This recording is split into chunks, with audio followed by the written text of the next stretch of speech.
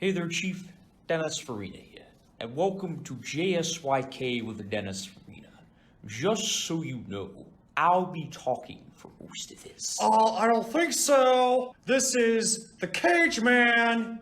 The Cage Man on Caged, Uncaged podcast with your main caster, Nicholas freaking Cage. Now, I gotta wonder, and I'm sure you do too, how this midge named Nicolas Cage thinks he can be uncaged. Who is this midge you're talking about? It's the Cage Man. How do you not know this? Oh, yeah. Actually, guys, it's Right. our podcast. It's D podcast That's with your right. main bros slamming skits. Well then, just so you know, I'll be leaving for most of this. Not D's podcasters.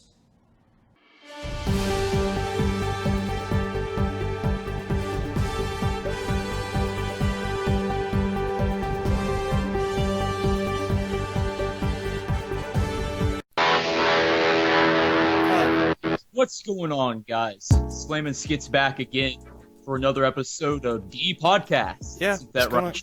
on? Heck yeah. What's going on, guys? Hey there, Chief. Dennis Farina. Welcome to our museum. This is a podcast that I've been really excited for, actually. Me too, Especially man. since of all the stuff I'm going to talk about. So, why don't we start with the Hendry? Hendry, what's going on in the Hendry world? Well, Hendry's let's see. world. I got a brand new microphone here. It costs like $130, and hopefully it's gonna sound really good. But I guess we'll see once we finish recording this episode. I'm just using my microphone on my Apple headphones. So yeah, there you go.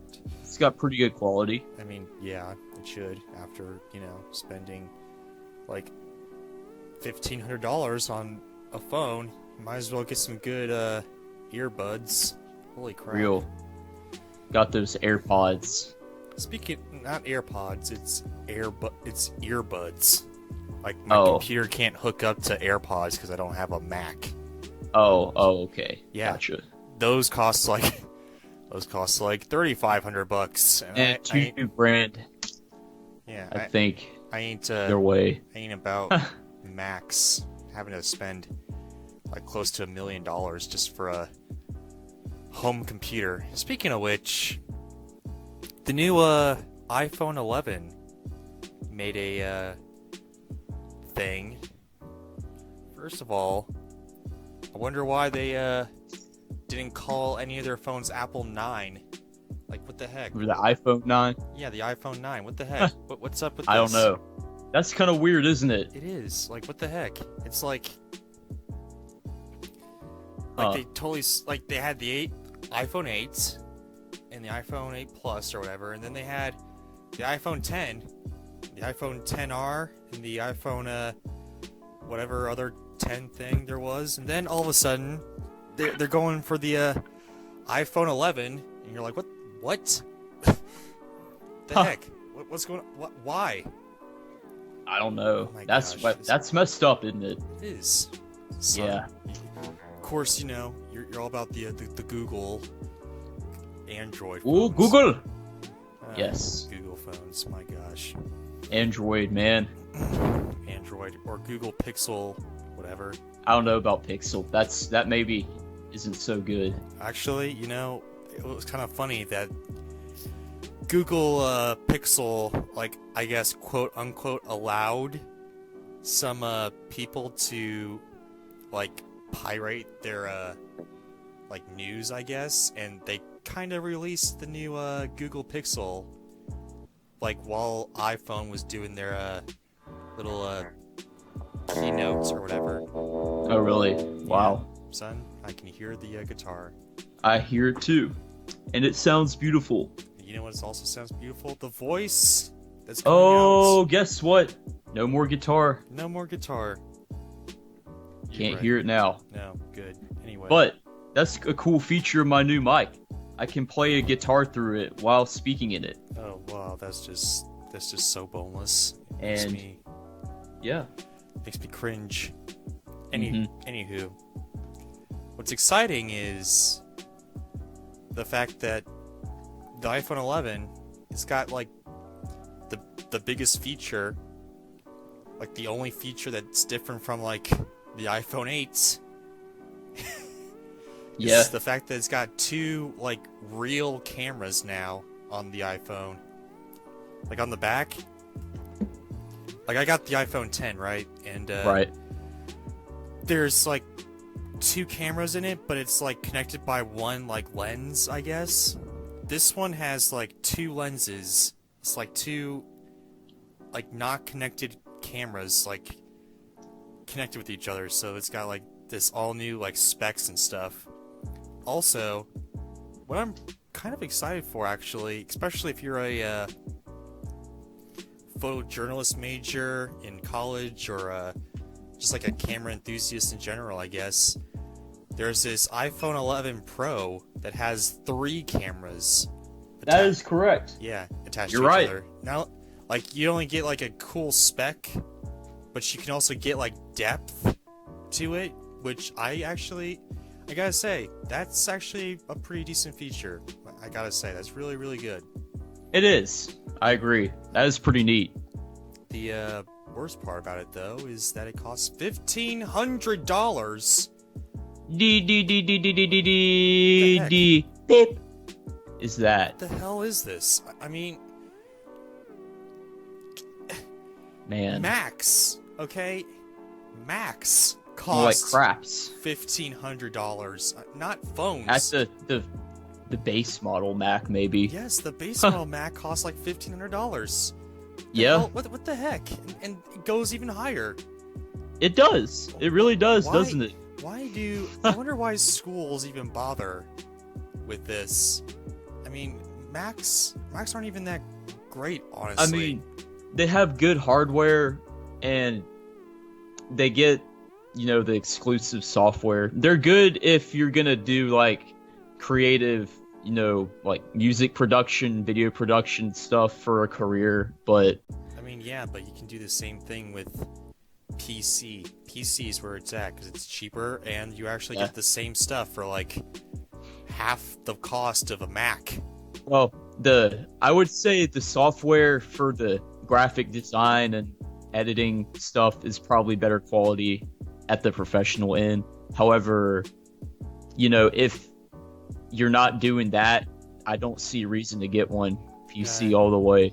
That's why I have a PC. Yeah, I have PC too, but I think you want to do professional as well. Like, there are like things on the internet where you can get it for like really cheap. You can buy these things from like PC and make it as good as like a Mac, but for like half the worth of a Mac. Yeah, it's a little pricey. Yes, But- Macs are pricey. You have to remember, maybe their targeted audience isn't very tech savvy. I don't know, whatever. I'll go with PC all the way. I'll be I professional will on a too. PC. I will too, for much of the same reasons. Apple just went down the drain since Steve died, honestly, in my opinion. They're coming out with a streaming service called Oh boy. Apple TV Plus. Oh yeah, I've heard of that.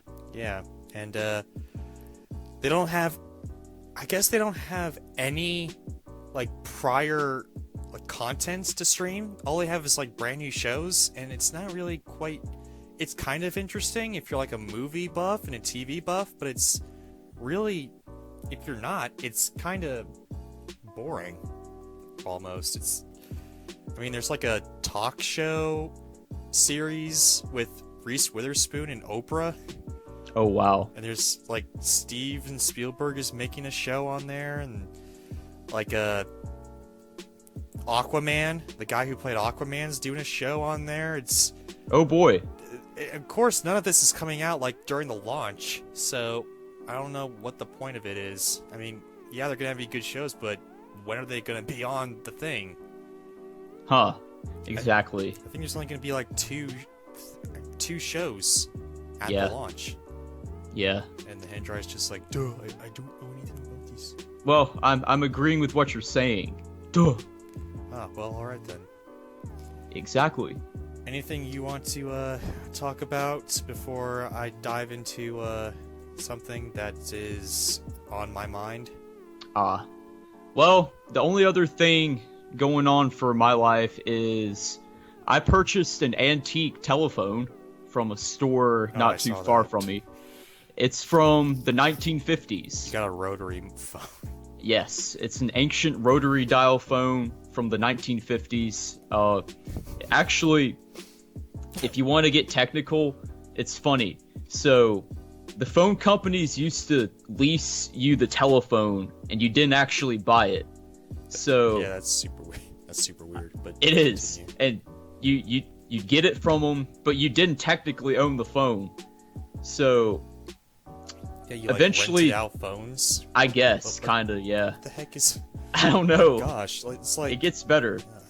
So basically, in an effort to save costs, so when the phone units would get sent back after they were in service for a while, they would get refurbished and reused. So oh, so it's like it's like one of the 3-year protection plan or whatever that you see Kind on of. like Amazon Kind or of. Apple or something. yeah, kind of. Except they're actually renting it out, which is so it's It is weird. yeah, like what the heck? Like what if someone just like junks it up so bad? Like I know, I don't get it. Like but if they didn't so- pay it, would they just rip it off your wall? I mean, what the heck? I'm not sure. It is so I guess stupid. they would. They'd come uninstall it. I don't know. Anyway, so it turns out that in the mid 50s they came out with this model where they built it using leftover parts from the previous model and made it look like the current model. And that's what mine is. So it looks like the 50s model, but it's got the parts from the model from like the 30s or the 40s that they had in their warehouse, which is hilarious. It's an electrical engineering marvel. It is. I can do that. Ooh, I can. Anyway, bottom line, this bad boy works. It's built like a tank, and it feels like it's built way sturdier than the landline phone that I got here, like at Walmart. So, Yeah, well, oh, they knew how to build stuff back in the day. did. It Why wasn't can't they do that anymore? Why? Because they make it cheap so you can buy another one, aka And, more money. I guess it's that planned obsolescence, I guess it Could be. happened like in the 80s. People were like, "Hey, why make something great when you can make something cheap?" And then it breaks, and then people have to continuously buy it. Yeah. It's terrible, but it's a good business model. I mean, if Yeah. I was a business, that would sound good to me. More money flowing into it, but for the customer, it's terrible. Yeah, I agree. Yeah. So, yeah, before we, get into our regularly scheduled programming, I, got something to say about a certain person on YouTube. Uh-oh. Yes. I bet he lives in Illinois. He lives in Chicago. Ah, I bet he's a midge. Oh, he is. I gotta wonder. You wonder who he is. Let's, I already know for let's- most of this. yes, let's, dive into this wretched company. Oh, Now, to be fair, let me just lay it all out there. I don't know this person personally. I haven't even seen him. I don't know any of the people in general, and I haven't been in contact with this company. So take that with a grain of salt. All that I've heard is what I've heard on the internet, aka YouTube, and there's a bunch of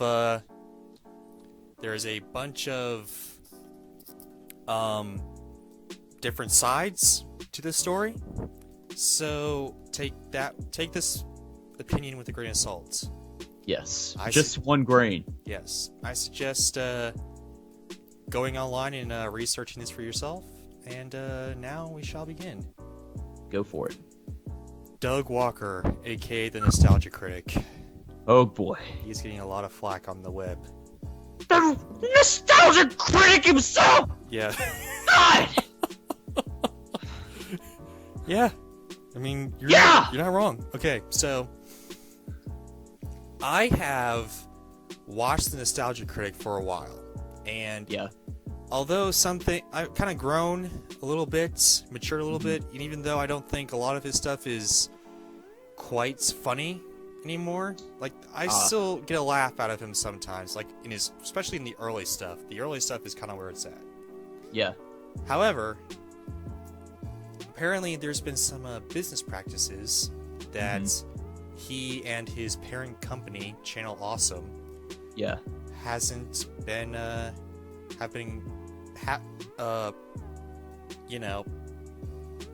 been letting going on that isn't quite good.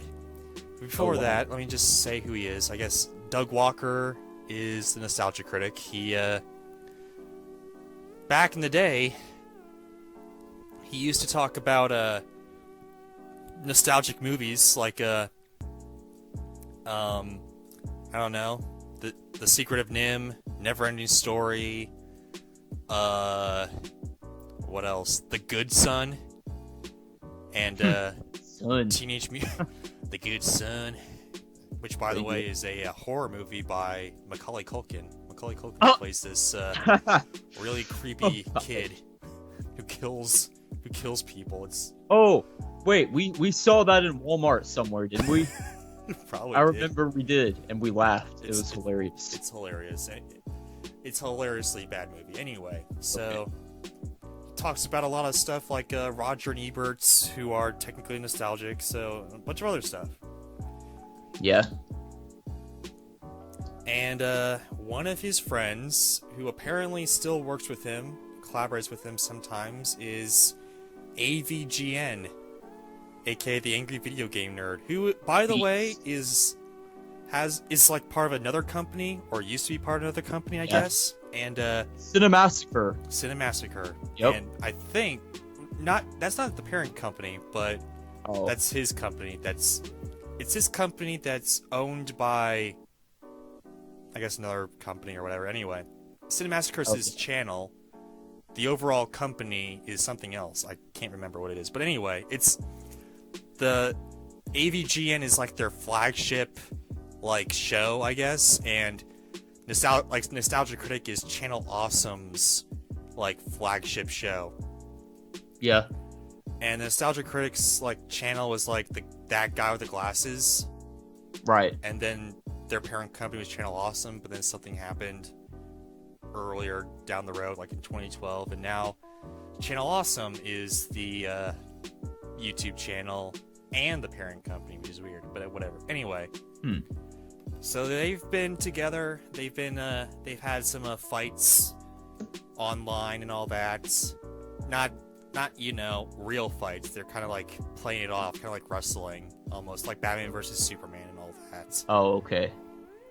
It was funny, and now they collaborate on some things together, mostly on the Critics channel, not a whole lot on the Cinemassacre's channel, which is probably for the best. Yeah, probably. Probably. Because, and here's the big thing, there's some business practices that haven't been so great over at Channel Awesome. Yeah. Because not only do you have the Nostalgia Critic, but you used to have, at least, a lot of other critics in the Channel Awesome brand, like Lakira, there was Obscurus Lupa, Mm-hmm. bunch of other and you still have the Cinema Snob, you had Battle Geek, a bunch of other smaller ones. Yeah. That, my opinion, aren't as great as the Nostalgia Critic. I've never heard of these people until they started coming out and doing their things, but yeah. Anywho, there's this main focus on Doug Walker and his Right. channel, The Nostalgia Critic, and all the other ones were kind of left on the wayside. Like they weren't getting paid. They were being they were doing these like collaboration movies, right? Right. And they were pretty much being starved. They weren't being paid to do them because in the lawful side, I guess, they were volunteering their time to do this. Like, some people had to fly from Great Britain over to Chicago just to shoot these things. Oh, wow. And they didn't get compensated for it at all. Oh god, that's horrible. Yeah, and they were like starving. They were working like 12-hour days, over 12-hour days to get this completely done. These movies like done, and it was atrocious. It was just atrocious times to do it. And so yeah, a lot of terrible stuff happened in the movies with their movies. Doug Walker even told some of the critics that they would never be famous because they sucked at their job. And it was their living, okay? How would you like it if someone came up to you who was pretty much on your level and told you in electrical engineering words that you suck and you'll never be a good electrical engineer, okay? Well, that was electrical engineering words, really, so... What? I don't think there's a special phrase for that. I mean, no, but how would you like if someone came up and be like, yo, you suck at electrical engineering. You'll never be a great one. You'll never succeed in life. That's pretty much what he told everybody. And there was just a lot of... Wait. The critic told these people that? Yeah, the critic told these people that they were terrible critics and they would never amount to anything. Like Obscurus Lupa, who got terrible treatment toward her. Anyway. Yeah, that's horrible. I don't support that at all. I don't support that at all either. That's kind of making me want to unsubscribe to him. Understandably so. Yeah. Like, do it. Anyway, so there's a lot of bull crap going on. There's even more stuff that I'm not even mentioning, so I highly suggest you go online and figure this out. But anyway, like with Lakira and a bunch of other people. Anyway, also the company itself was kind of pigeonholing these younger, like lesser known people to be like the Nostalgia Critic, even though that wasn't their way. That wasn't their style. They were like making them do all this bull crap to make themselves act and sound like the Nostalgia Critic and how he does reviews. Wow. And not doing their own creative like things online, which is completely stupid. Yeah, I'm gonna have to agree with you on that. Yeah, he's. As soon as these things come out, I was like, "Oh my gosh, this is really happening! Like, did he really do this?" And, I guess he did. And it's gotten so bad that many people have left. Like, there was this woman named Lindsay Ellis who was the Nostalgia Chick. She left after mistreatment. Now she's doing pretty well for herself. She's got her own YouTube channel that has like 600,000 subscribers, and she's working with PBS. So it worked out for her, but many other people aren't really doing all that well. Yeah. As well, at least as well as she is. But yeah, I highly recommend looking into Lindsay Ellis, looking at her stuff. Anyway, Definitely. that's not even the reason why I bring this up. The Nostalgia Critic. What is the reason then? The Nostalgia Critic recently put out this big, huge review of Pink Floyd's The Wall. Okay. And it's the movie, not the album. Yeah, good thing to clarify that. Yes. For sure. Even though, like, I guess I haven't watched Pink Floyd's The Wall, but I'm pretty sure that the movie came out first. Or maybe the album came out first and then they made a movie based around the album, but I'm pretty sure I think the movie came out first and then the album came out later. It was like a soundtrack or something. Clarify below in the comments, but I'm pretty sure that happened. Yeah. I'm not totally sure. Don't quote me on that. But anyway. Interesting. So, this review pretty much accumulates what the Nostalgia Critic has become and his Right. terrible, horrible reviews and his terrible, horrible ego. Okay? Like, back in 2012, he brought in some actors and actresses to work on his Yeah. reviews as well, right? And that was fine, okay? I'll agree there. That was perfectly fine. But then his content started to take a change. It started to turn. Like, he used to have this cap. Like, he wouldn't review movies outside of, like, 2000. Yeah. But he started reviewing movies after 2000. Oh no. And which some movies were okay. Yeah. But a lot of the movies that he reviewed are not quite... I don't know why he's reviewing them. Like, he reviewed Kangaroo Jack. Yeah. I remember that movie. I remember that movie too, but I don't think it's nostalgic yet. Like, Huh. he's just reviewing like all these bullcrap movies. Like, he reviewed Deadpool 2. Now that's a little too new. Yeah, that's too new. Granted, it's based on a comic, Yeah. but at the same time, I don't understand. I mean, I don't understand why he would review that this early, you know? Like, Yeah. he reviewed, like, The Force Awakens through The Last Jedi already, and it was, like, these big, huge, like, productions where the actors and actresses would play the roles, which I don't really get why. I mean, I do get why, to get the views, but it's not nostalgic yet. I mean, he does this other thing where it's like Doug reviews, where it's just him talking and about movies and reviewing them. Why don't you just do that there? Why do you have to have it on the Nostalgia Critic? That's whatever. Anyway, this is one of those big, huge productions. Yeah. And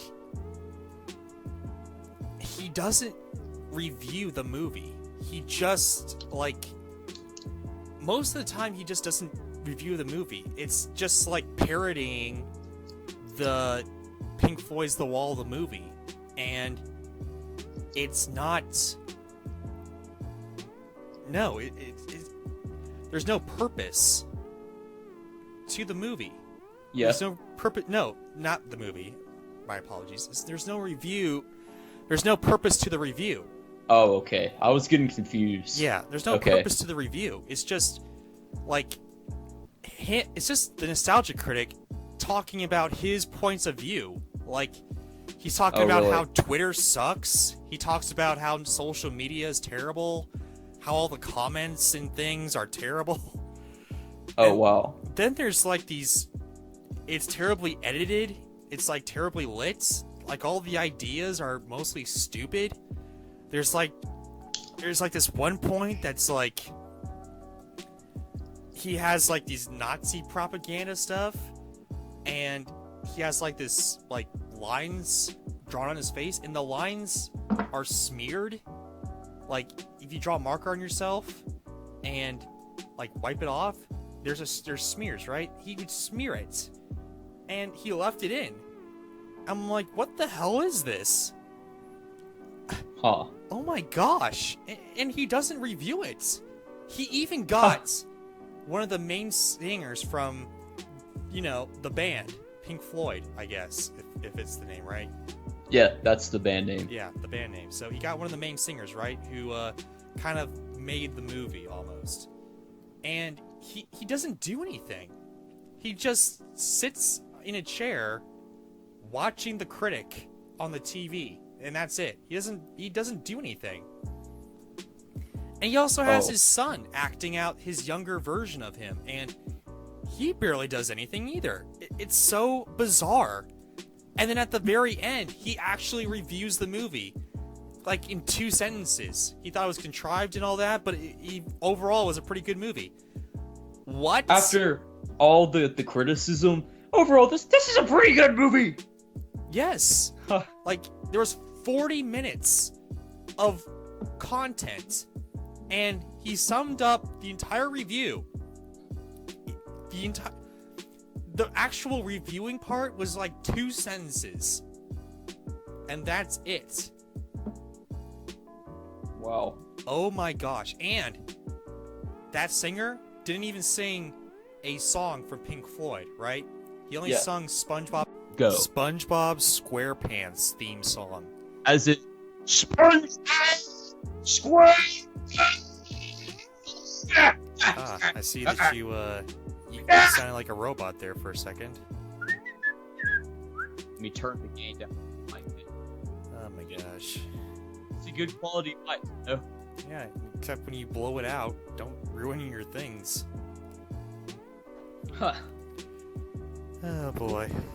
Anyway, so he doesn't even sing a Pink Floyd song. He sings SpongeBob SquarePants theme song. Oh wow. That is... It's atrocious. It's just the accumulation of everything that's wrong with the Nostalgia Critic, with Doug Walker, with Channel Awesome, with everything. So, let me get this straight. Doug Walker hires the singer from Pink Floyd to come out and be like, "We don't need no SpongeBob SquarePants." No, he doesn't even do that. He actually sings the SpongeBob SquarePants song, like "Who Lives in a Pineapple Under the Sea," and that's all he sings. Under the sea, SpongeBob SquarePants. That's all he sings. Then like, That is so atrocious. It's an abomination. wow. It also the cherry, like the fudge and the cherry on top of the horrible crap sundae Yeah. is the fact that not only, like, the entire thing is in music. Like, they're ripping off the Wall soundtrack, or the Wall album, right? All the songs are pretty much parodies of The Wall. I hate to hear the Brick in the Wall song then. Yes, it's... That pissed me off. Because that's an American, well, a British classic. Yeah, they're all terrible. And, like, they're all terrible, and most of the time, I can't even understand a word he's saying. Like, in the songs, because the dubbing is terrible. Huh. The dubbing and the audio is atrocious. And this is a big, huge production. They've got 1 million subscribers. I'm pretty sure they have enough money to have good quality audio and mics. Unlike us, where we have to scrape pennies just to get good mics. So, there you go. Like me. And me. Anyway, so this video is atrocious. And on top of all that, his ads, like now he has ads, which, okay, fine, if you're going to have money in order to make these things, that's okay, but Yeah. at first I thought, okay, his ads are kind of boring, but then he started like having a script and a narrative in his ads, and I was thought, okay, well, now they're kind of funny. In fact, the worst part about it was, like, I thought some ads were better than his actual content. Now that's sad. It is. That is so sad. Oh my god. But there's this ad for honey, like this ad for like the honey, like thing. The honey app, yeah. Yeah. With the no offense, but the ad on YouTube that has the guy who looks like he's gay.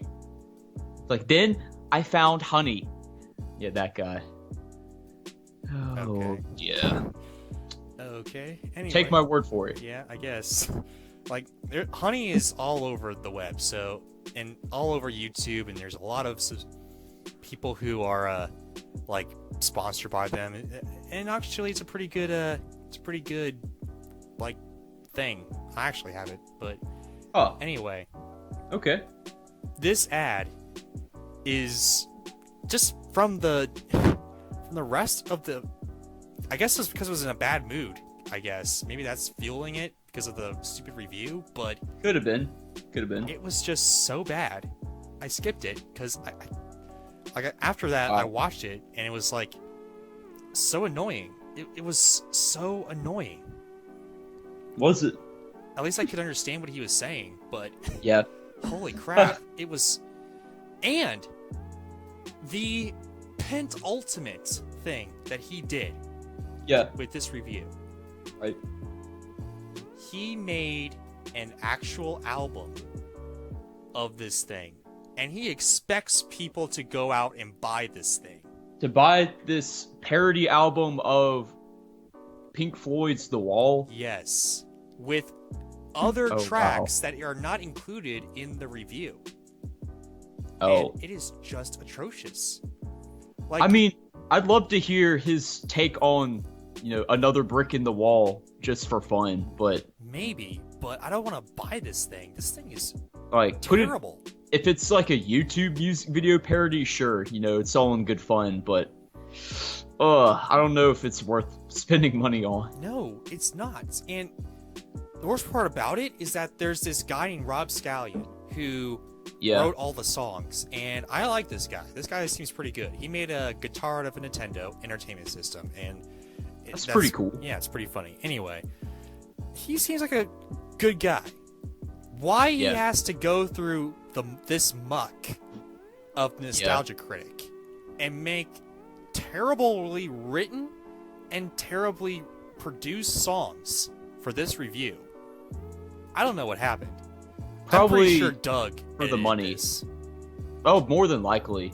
I mean, yeah, he is in it for the money. I mean, he was in Gem and the Holograms movie. Yeah.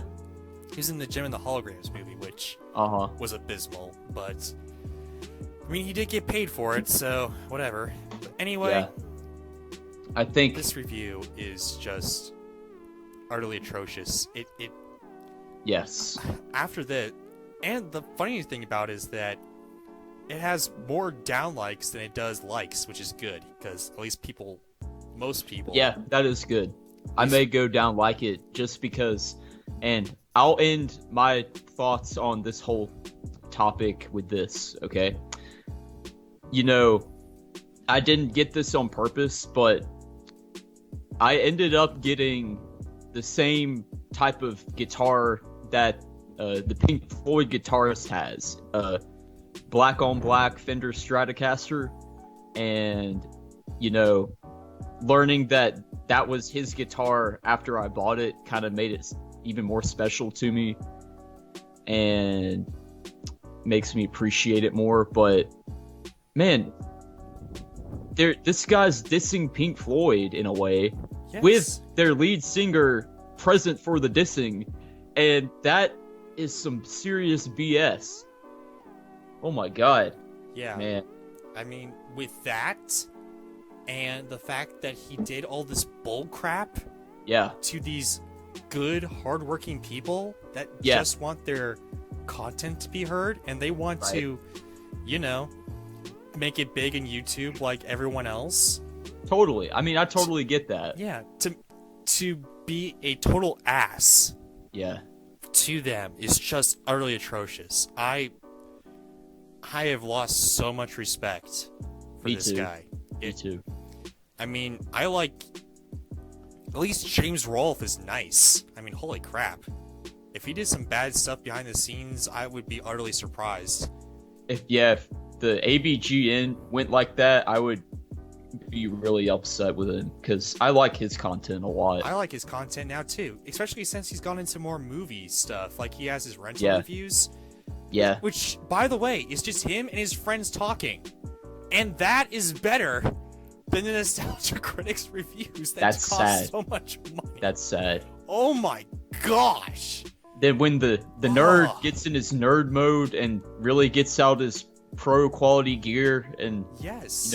Bugs Bunny comes out and gets kicked in the face or whatever, Yeah, it's- that's good stuff. Yeah, I mean, he's making better nostalgic movie reviews than the actual nostalgic movie critic. That's hilarious. The video game reviewer is making better movie reviews than the nostalgia critic. Who's been doing this for 10 years. Yeah, he has. You're right. Holy crap. It's Wow. a fall of a titan, honestly. I think you're right. I don't think I can watch any of his reviews anymore. It just makes me so mad. After this review, Okay. I'm just so atrociously mad at him. Anyway, I gotta calm down with Yes, the I news- think it's with the- time to move on to the next part. Yeah, the fact that Spider-Man's back in the MCU. Oh! Yes! Blast off. Spider-Man is back in the MCU. Thank heavenly God. Yes, Spider-Man is back. That was a roller coaster. Anyway, I won't go into full detail Yeah, as much as I would have with the Nostalgia Critic, but okay. That's just good. do a quick summary. Disney botched the renegotiations for Spider-Man. They wanted did. 50% of the cut Yeah, of the box office and half of the creative control of them.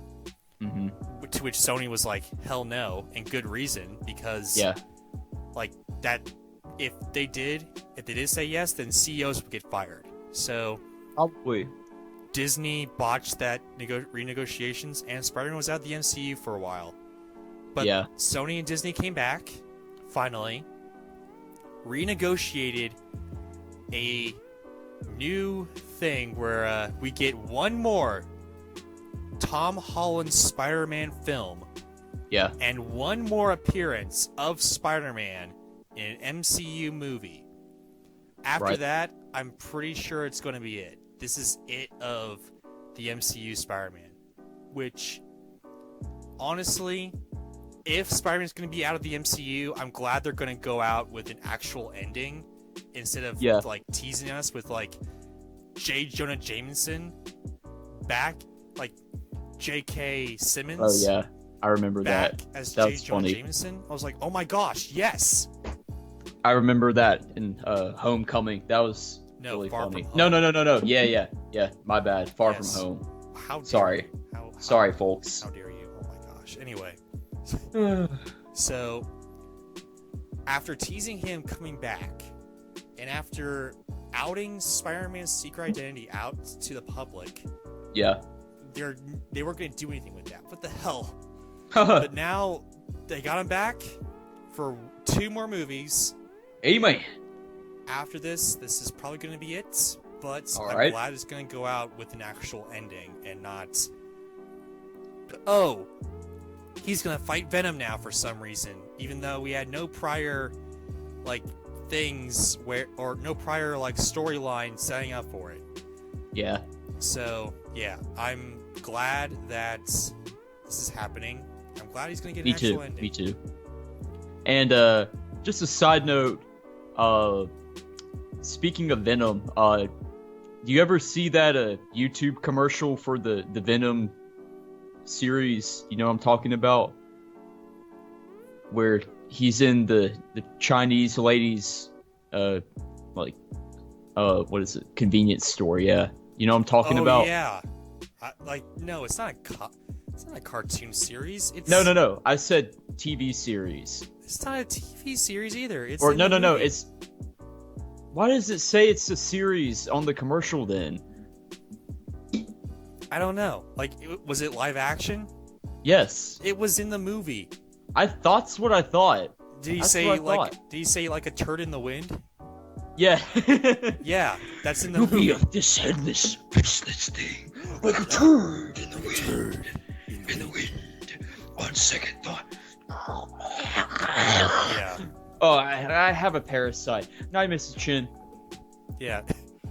Yeah, it's so, like, I'm not gonna go over Venom quite that much. I'm just gonna say this. It's so hilariously bad, but it's so good you can't look away. It's just hilarious. I love. Yeah. I like Venom.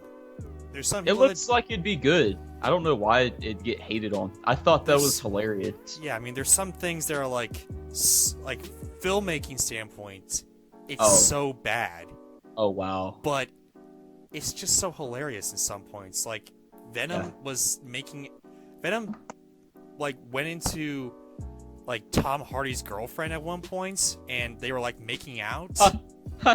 Poor Bane. Yeah, it was just so weird. Venom was Bane like, showed up. Oh, Venom was like, in my world, I too am a loser. But what? like the whole thing is about Tom Hardy being a loser. God. But there's one point where like Venom was like, in my world, I too am a loser. Huh. Some things were just so atrocious in that movie that it just got comical. It was so hilariously bad. It had so much potential, but honestly, Yeah. I enjoy it. I'm glad they're making another one to with Andy Serkis as the director, Yeah. and they got an award-winning cinematographer, so it's gonna look good. Thank There God. we go. There we go. Anyway, Spider-Man's back in the MCU. We can all breathe again, ladies and gentlemen. yes. Everything's okay. Everything's okay. The world is the exact same, except Spider-Man is indeed back in the MCU. Thank And now Heavenly God. I will end this part of the podcast with one more announcement. I acquired a first edition copy of Batman Dark Knight Returns. That I want. I found it at a Second and Charles store in Buford, Georgia. I was specifically going to find that book, not necessarily looking for the first print, but If it's Sure not the enough. I looked sure at enough, there it was. Yeah, I looked at it too, folks, and Yeah, if it's not the first print, it is a very early print. yes. It's definitely in a late 80s, mid 80s, whenever it came yeah. out. Late 80s, yeah. Yeah, I think it came out during that time. So yeah, I mean, honestly, it's thicker Yeah. than the copy I got. Maybe it's because, yeah, I don't know. Maybe it's I don't know. I guess it's because they redid some stuff like digitally, Yeah. I guess. But this one was like the actual like print of it. This one Uh-huh. is thicker. I know that, but Okay. it's a good find, son. I Thank am you. envious of you. Almost as I'd be- envious of that you are that I have a Super Mario 64 in the box. Yeah. That envy died down though when I got a complete in-box copy of Mario Kart 64, so I guess that evens it out. Not really. Now I'm more Oh. envious of you because you have the Dark Knight Returns original And Mario copy. Kart 64 And Mario Kart 64 in the box. in the box. My gosh. Wow. Don't worry. One day, I will have those things. And when I do, And I will I have laugh it. my way all the way to the bank. you laugh your way all the way to the bank when you have a Gibson guitar, then we'll talk. I mean, I don't care about guitars, so We all know that. Oh, we all know that. no, I care about like I don't care about electric guitars. I like the Bruh. Yeah, I Mother like of God, Bobby? I like acoustic guitars Acoustic. simply because you can play them without Yeah. electricity. Like when That the is a nice thing. You can just pick them up and play them. when the apocalypse cool. happens, okay, my guitar will still work while yours won't. I mean, I can play it, but it's just not doesn't going to sound sound good. right. Yeah.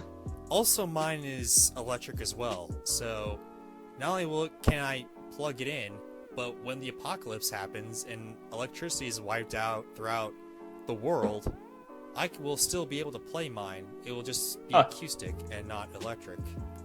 Yeah, My fair guitar, enough. the Linden guitar, it's The Fender. great.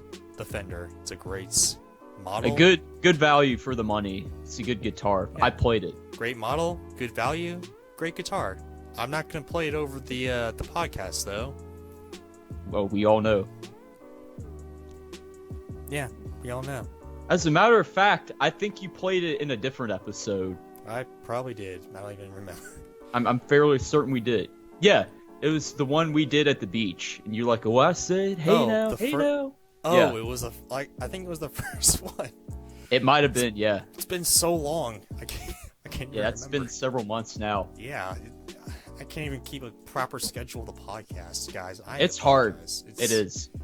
Whatever. I'll get better later in life. Anyway, So, enough say that with- wraps that up. yeah, wraps up the nostalgia critic and his stupidness. Wraps up the Thank God. Spider-Man and his awesomeness.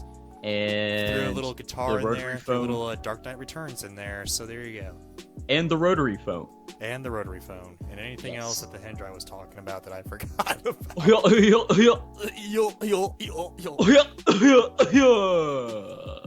And now we are going on to our next segment, the best and worst of something.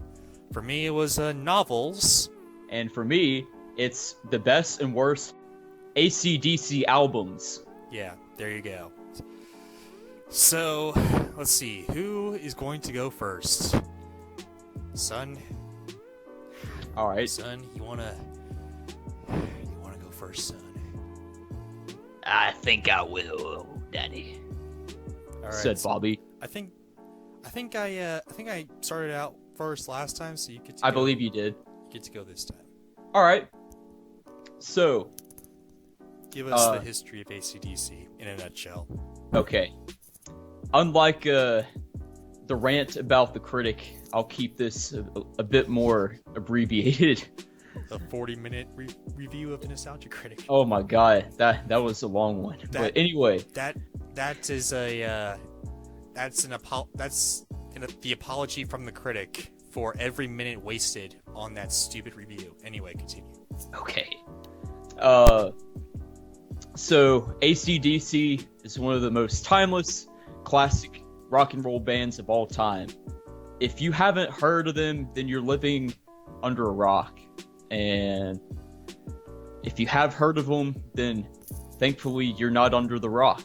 So They are a great rock band, and they They are an are. 80s staple, I would think, right? And a 70s staple. I think more so 70s and some of the early 80s was probably their prime. And then 1990. Specifically that year. Those were their biggest years. It was specifically 1990, and then Yes. they just went off the rail again. Nah. They've always been good. They've just had some ups and downs. I guess they had So- it down in 1990, after 1990, and never came back. They're kind of coming back a little bit. Well, good. Even though they're very old. Anyway, I apologize. Continue with your No your worries, talking. no worries. So, the band started out in the early 1970s, founded by Scottish brothers Malcolm and Angus Young, who immigrated to Australia, where they formed their band AC/DC with, So it was A bass formed in player. Australia. yes, Oh, right. they're not Australian though. Yeah, I thought they Contrary were to American. contrary to popular belief, people say, "Oh yeah, they're Australian." They were formed in Australia, but they're not from Australia themselves. As a matter of fact, over the history of the band, they've only had one member that was actually Australian, and that was the drummer. So, fun fact there. So they got a. Hold on, let me see what this guy's name is.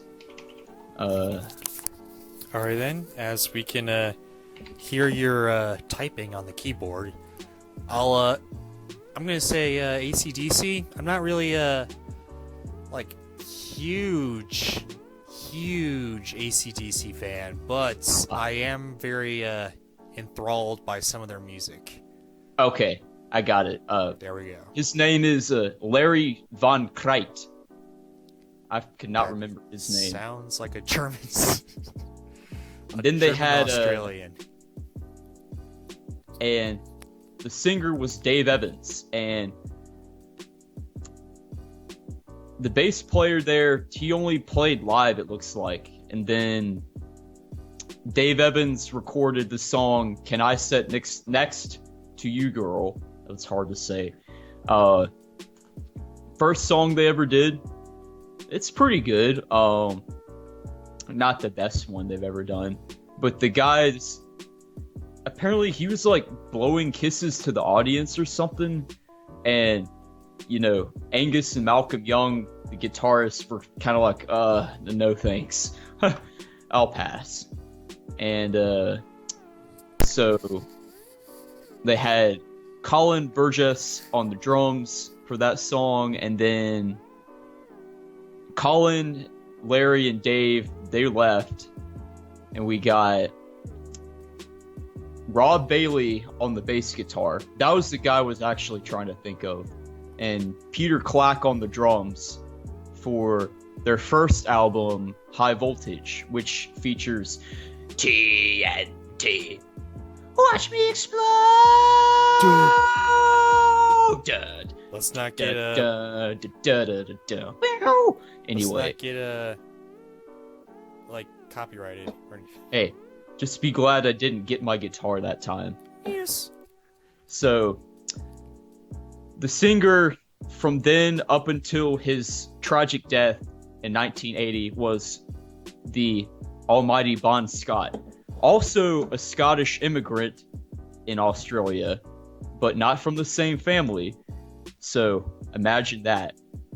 And then, after the success of their first album, they hired Phil Rudd, who was probably their most famous drummer. And he would still be with them, but he had some legal issues with like drug possession or something. I don't know. He's a little crazy, but great drummer.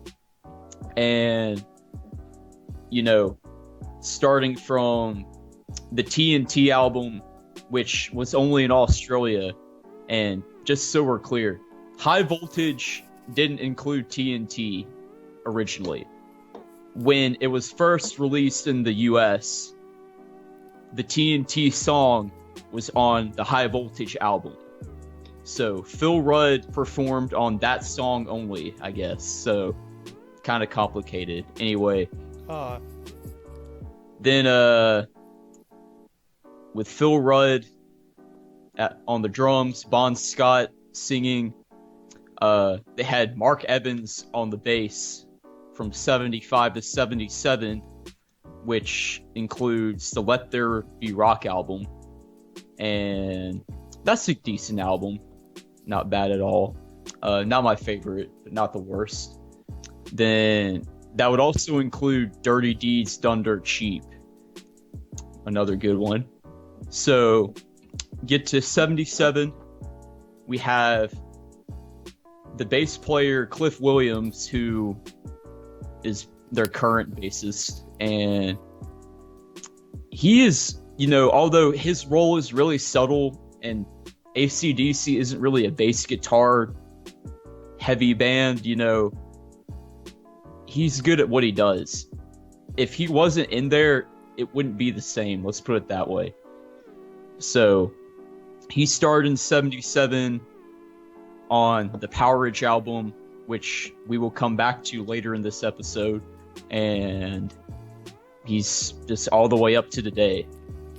So we got Powerage album, then we get Highway to Hell, which is one of their most famous ones. And after that, Bon Scott died because he suffered from asphyxiation after some heavy drinking. And they were about to record the Back in Black album, but then he died. So they almost quit right before making their like big break. Ultimates. I know, I like guess. their quintessential AC/DC album. So enter Brian Johnson, who used to be the vocalist for a band called Geordie, And so Brian joins them. They're a little unsure how he's going to sound for Back in Black, but I mean, listen to the album and I think we can all agree it's pretty solid. You know, he's unlike Bon Scott. Brian Johnson kind of gives it more of like an epic, like powerful dynamic that Bon Scott kind of gave it more of an upbeat kind of jumpy party vibe, where Brian Johnson kind of brings down the house with the power. Let's put it that way. And he's pretty much been with the band ever since then.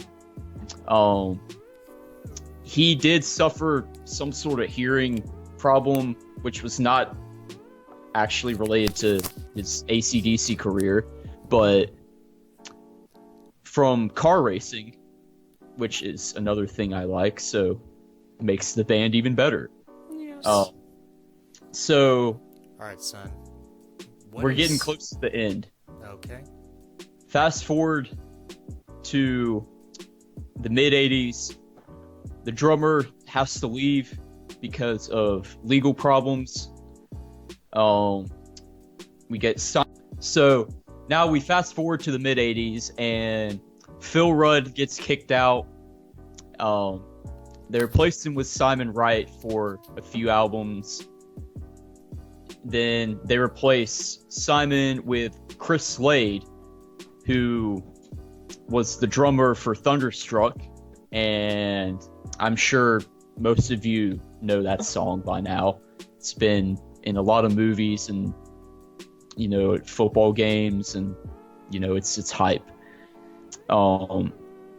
If there was ever a hype AC/DC song, that would be the one. It's very hype. That's the word for that one. And, you know, after that, in 1990, they had one more decent album, which was Ballbreaker. It never had the critical acclaim of some of the others, but it was still pretty good. They had an album in the early 2000s I cannot remember the name of for some reason. Stiff Upper Lip, that was it. Okay. So then get to the early 2010s. Rhythm guitarist and founder Malcolm Young has dementia, and he passed away a few years later. He's no longer with us, sadly. May he rest in peace. He was the man. His nephew has taken his place, and this is the best part. So when Brian Johnson couldn't sing anymore for his hearing issues, Axl Rose from Guns N' Roses filled in, which is a interesting choice, but I guess it works. It's kind of interesting. And the rumor has it that they're actually working on another studio album now with Brian Johnson back in, and hopefully we'll see that coming soon. You know, and that is AC/DC for you. You know what's interesting for me is that this, like, bands like AC/DC, Yeah. like, get and replace artists and musical artists, like, all the time, which is kind of the reason why they're still around today, which I Yeah. kind of surprised by. I guess it's because, you know, it's kind of like the Beatles effect, I guess, where whenever you think of the Beatles, you think of those four guys, and when they split up, the band died. So it's kind of like that, where I thought, like, you know, Almost. yeah, I mean, I thought they were just like these singers, and then that's it. But no, there's like more and more. They Yeah, just keep on replacing and like placing and replacing. I think, you know, the main AC/DC lineup that people think of is, you know, Angus Young, Malcolm Young, Phil Rudd, and, you know, either Bon Scott or Brian Johnson. Yeah. That's AC/DC to me, is them. All right then, son. What is your favorite AC/DC album? Back in Black! I hit the sack! Oh man, you picked mine. Ha. You That, oh my god, I love it so much. I mean, it is the quintessential album, I guess, of AC/DC. Why is it your favorite? Well, man, it's hard to sum that all up. Well, for starters, when I first started playing guitar, the Back in Black song was kind of what encouraged me to really take it serious. It wasn't the song that got me interested in it, but it was definitely the one that kind of got me like, I really want to pursue this for real. And I did, and it's been fun. Aside from that, the guitar tone is just phenomenal for both the rhythm and lead. It's balanced so perfectly, and it's just spot on. The vocals, they fit in well. The bass adds that subtle bottom end, and the drums are just really powerful and hard hitting. And it's Is one of this those the song, things that, or is it yeah, this is the album? song. And well, really for the whole album, it's the same. You know, like it's just put together so well, and it's natural. Like it feels like it's really natural. Like it came together, and they as a band just naturally collaborated like that together for this album, and it just worked, and it worked really well. And it was so good that it was their biggest hit. Ironically, considering that their critically acclaimed vocalist Bon Scott had just died, and they took a chance with the new guy Brian Johnson, and sure enough, it worked. And now you hear Back in Black in the MCU and other movies, and In fact, the first thing that you hear from the first MCU movie, Iron Man, is Back in Black. it is. The first audio thing in the entire movie is Back in Black. It is. And they're in that military vehicle, you're right. The military Hummer, as I like to call it. Yeah. You know, and it's got other good songs like Shoot to Thrill, Aim to Kill, you know, Too Many Women and Too Many Pills, so on and so forth. You know, another good song is You Shook Me All Night Long, What Do You Do for Money, Honey, and pretty much everything on the album. So, Yeah. that's definitely my favorite. I gotta say, you kind of took mine. Wow. Back in Black is the quintessential AC/DC album, I guess. Yes, It's the quintessential AC/DC song, also. Which, It by the is. way, isn't... I guess it wasn't like the first song on the album either. It's like the first song on the side 2 of the record, which is weird. I'm But- surprised you actually knew that, but I mean, yeah. I that's- looked it up on Wikipedia, so yeah. Oh, you did? Okay. Yeah. I'm trying to be it's knowledgeable on this. I mean, Fair enough. Yeah. It's track number 6, I believe. Yeah. Yep. Anywho, And anything more you want to say about Back Yeah. in Black? final note, I'm gonna try to post a guitar cover of the song that's gonna sound extremely accurate really soon. Oh, is this And- on It's Entertainment Bro? Not yet, but it'll Ah. be coming soon. Okay. Well, boneless. I gotta say, Back in Black is a very, very great album. I Yeah, gotta say, if you didn't pick it, I would probably pick it. understandable. I mean, if you know, all things considered, Yeah. I'd probably pick it as well. Also, just because, you know, there's some great songs like Rock and Roll Ain't No Noise Pollution, and You Shook Yeah. Me All Night Long, and Shake a Leg, and a bunch of other Shake, songs. shake a leg. Also, let me just say this. I love that one. I'm not a huge music critic. Yeah, But I'll just say, like, the beats and the percussions of the Back in Black song is just simply iconic. I know. It's just it's really powerful. You know? yes, absolutely. I really do enjoy that album. Also, the artwork for that thing is just the logo of AC/DC, and It's just black. Yeah, that's it. That's all you need. And they It's did just that. ingenious. They actually did that as a tribute to Bon Scott. You know, Okay, That's well, good. why. Yeah, I it mean, has a meaning. honestly kind of this whole story of Back in Black and like their like that guy who died Yeah, reminds me of See You Again. You remember that song from yeah. Furious 7? Actually, that's a great comparison. Yeah. very similar.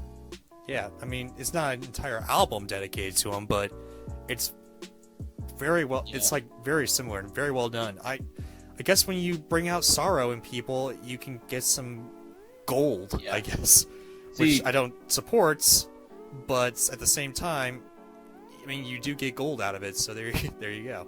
I know. Hell's Bells is definitely a tribute to. It's a tribute And- to what? Hell's Bells is definitely a tribute to Bon Scott, and the Back in Black song is too. That one's more about his spirit kind of living on forever. Yeah. You know, if you read what the lyrics say, you can kind of pick up on that. Hell's Bells is probably like the like after Back in Black is probably one of the greatest songs on the album, and also like Yeah. there's this very funny note here. It's actually like Maximum Overdrive, Yeah, that movie that was like directed by Stephen King. right. That like it's included in the album for Maximum Overdrive soundtrack, which AC/DC contributed very heavily toward. I gotta watch that now. I mean, it's hilarious, but it's like it's taking itself so seriously, but it's hilarious. It's just great. It's wonderful. It's Stephen Yeah. King. Yeah. It's just the full Stephen King package. Wow. I guess. Okay. It's Cool. wonderful. Anyway. Awesome. Anyway, yeah. So back to AC/DC. So Yes. AC/DC, I'm not a complete huge fan of, but I am Not a big fanboy status. No, not but a fanboy fan. status, but just a regular fan. I know of Yeah. their great works like Back in Black and Hell's Bells and like Got You by the Balls. That's hilarious. all that stuff. I know you had to have looked that one up. I mean, Come on. You definitely looked that one up. No, I didn't actually, but You didn't? No. Okay. I got it in my. I got like this huge Spotify playlist where I just add all the music I like. Oh, you put that one in your playlist? I put like all the AC/DC things in my playlist, and Huh. I remember seeing "Got You by the Balls" and just laughing a little bit.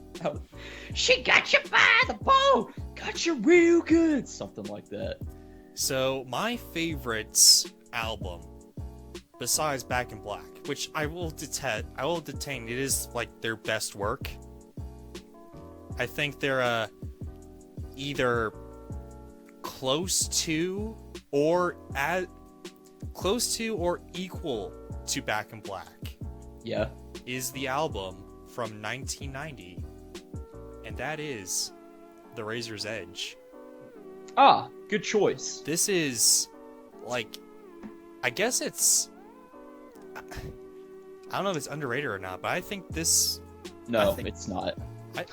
I mean, I don't know why it's so detached from like their heyday, but this thing is like jam-packed with all the essentials, in my opinion at least. I don't really know. It's weird how it's like 10 years after Back in Black came out. Then they came out with this after having a bunch of other albums with mixed success.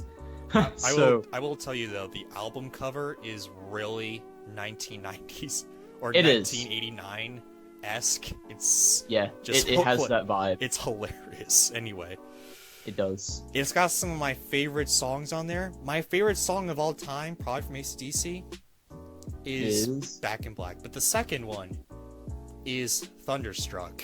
I Yes. love that song. I do too. So much. I do too. Man, I could. And they know that this song is like one of their best works on this album, so they have it first. They have it front and center for you. Not number 6 this time. Not number 6. This one is number Number 1, yep. Okay, it's opening you up real big after all the mediocre stuff back in the late 80s. This thing pops in, is like, oh my gosh, Let's get Heck. some Starbucks. let's get some Starbucks. Heck yes. Yeah. Also, it's got the it's got their Christmas song in there. Oh my god, that Mistress for Christmas. allow me. This is how I it want opens. a mistress for Christmas. It opens like this. Jingle bells, jingle all the way. Oh my god. Then he says something, how I'd like a mistress, or I forget what comes next. Mistress for Christmas. Mistress for Christmas! It's something Oh like my that. gosh.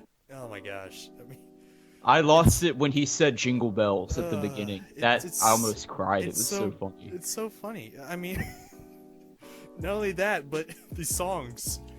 I mean, it's funny because you don't expect a Christmas song from AC/DC, but they got a Christmas song. And, I mean, it's Okay. a rated R Christmas song, but, I mean, it's not terrible. I mean, it's pretty okay, I would So- say. Here's how it goes in the beginning. I have to share this. Of course. Jingle bells, jingle all the way. I just can't wait till Christmas time, when I can rope you in the hay. Yeah, that's right. I mean, What the hell? I mean, it's so hilarious, and it's like actually okay. It's not. It's an okay song, yeah. It's an okay song. It's not the best Christmas song by any means, but it's pretty good. I mean, if AC/DC was going to make a Christmas song, this is the type of song that I would think would like pop into their album. Yeah. So, also Got You by the Balls, that's in there too. What's the other one? The Big Razor's Gun- Edge, no, of course. What is it? You got the Razor's Edge, of Fire, course. fire your guns. Fire your guns. Fire Your That's a good Guns. Money Talks. one. Money Talks is really good. Yes. That one's very hard to play on the guitar. As is Thunderstruck, for that matter. Both of those are really hard to play. Yeah, I mean, just the guitar aspect of it is just Yeah. gold. It's Like- just gold. Like Angus Young, who was the lead guitar on this thing, is just simply wonderful. He kind of outdid himself. He's like this. I guess it was like the final hurrah for like A++ quality AC/DC. Because honestly, after that, I don't know. I just never really got into AC/DC after this album. This is like their They grand. It's in like- recent times they have had an album that I think had some really good stuff on it, but aside from that, yeah, it's kind of been hit or miss. Yeah, and also Brian Johnson was the lead vocals on this album. He did a very As he had been since 1980. yeah, and he did a very good job. I don't know. Again, don't know what happened. I don't know who like got replaced for this album. The drummer. The drummer? Oh, well, that's maybe why. They got new blood, so they were like, oh, okay, let's do this. Chris Slade, who Is bald. is bald, and he got he was the drums and percussion things. So Yes. he did a pretty good job too. Like the percussion aspect of Thunderstruck is iconic, actually. Like Yeah. if you read the lyrics to Thunderstruck, There aren't Yeah. many. there aren't many. Let me just. Oh wait, it's not on Wikipedia. Well, I apologize.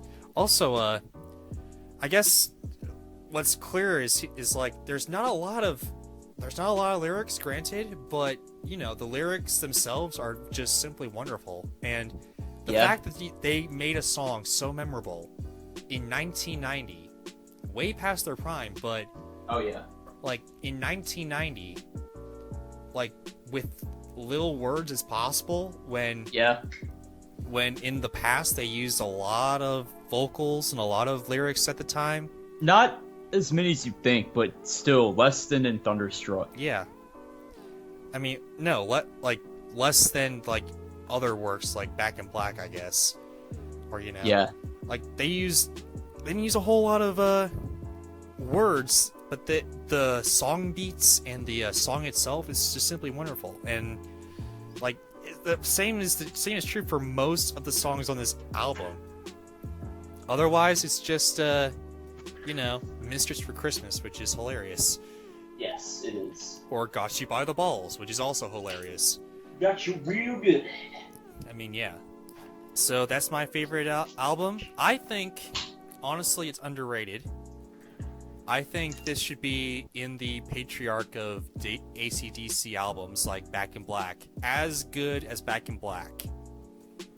This thing should be as good as Back in Black. And well done. It's, to me, and it was one of their best, but I think overall the songs on the Back in Black album are better overall to me. Razor's Edge isn't bad though. It's definitely top 5 easily. I mean, yeah, honestly, this is either top 2 or tied for number 1 for me with Back in Black. I mean, Back in Black is a great album with great songs. However, none of them like truly make me laugh in its stupidity, or no, in my stupidity, because you know I'm kind of a young kid at heart and I kind of laugh whenever people say balls. So Got You by the Balls, and that the fact that there's a Christmas song on this album, Mistress for Christmas by AC/DC. I mean, what more can you want from an album? I mean, holy crap, this has got everything I want in an album.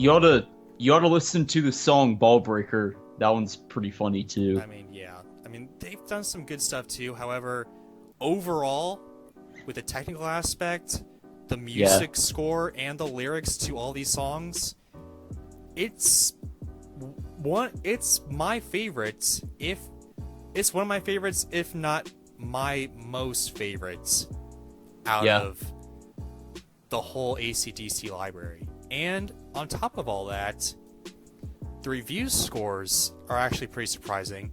AllMusic gave it 3 stars out of 5. Entertainment Weekly gave it an A-.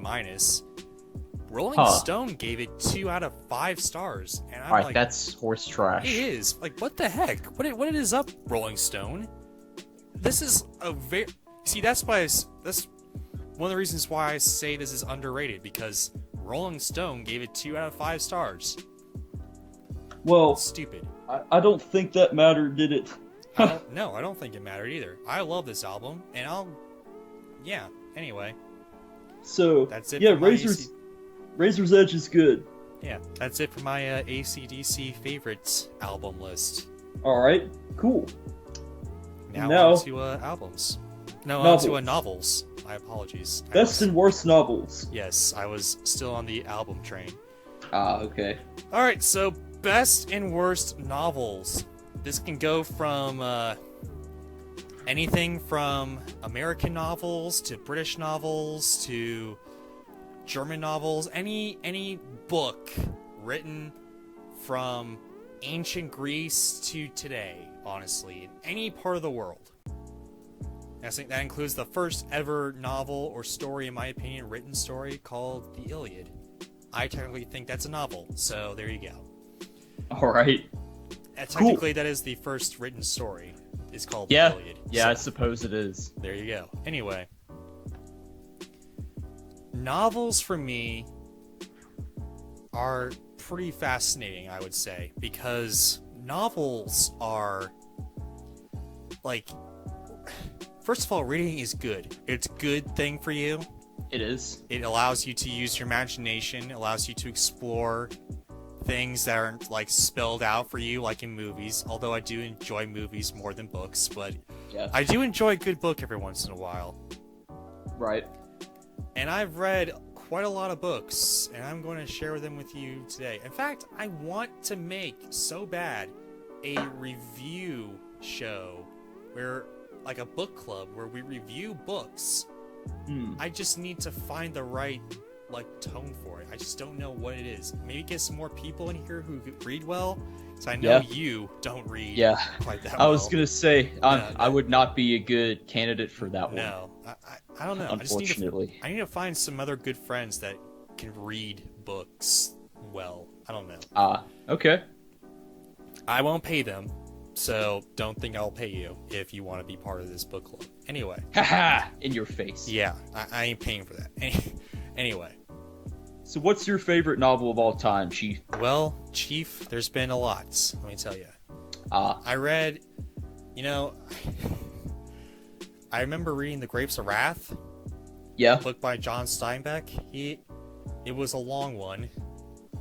it was. I didn't It have to made- read that though. It was a basis for the one of the greatest movies of all time, in my opinion, called The Grapes of Wrath, the movie, Huh, I wonder why. the 1940, Wonder why. 1942.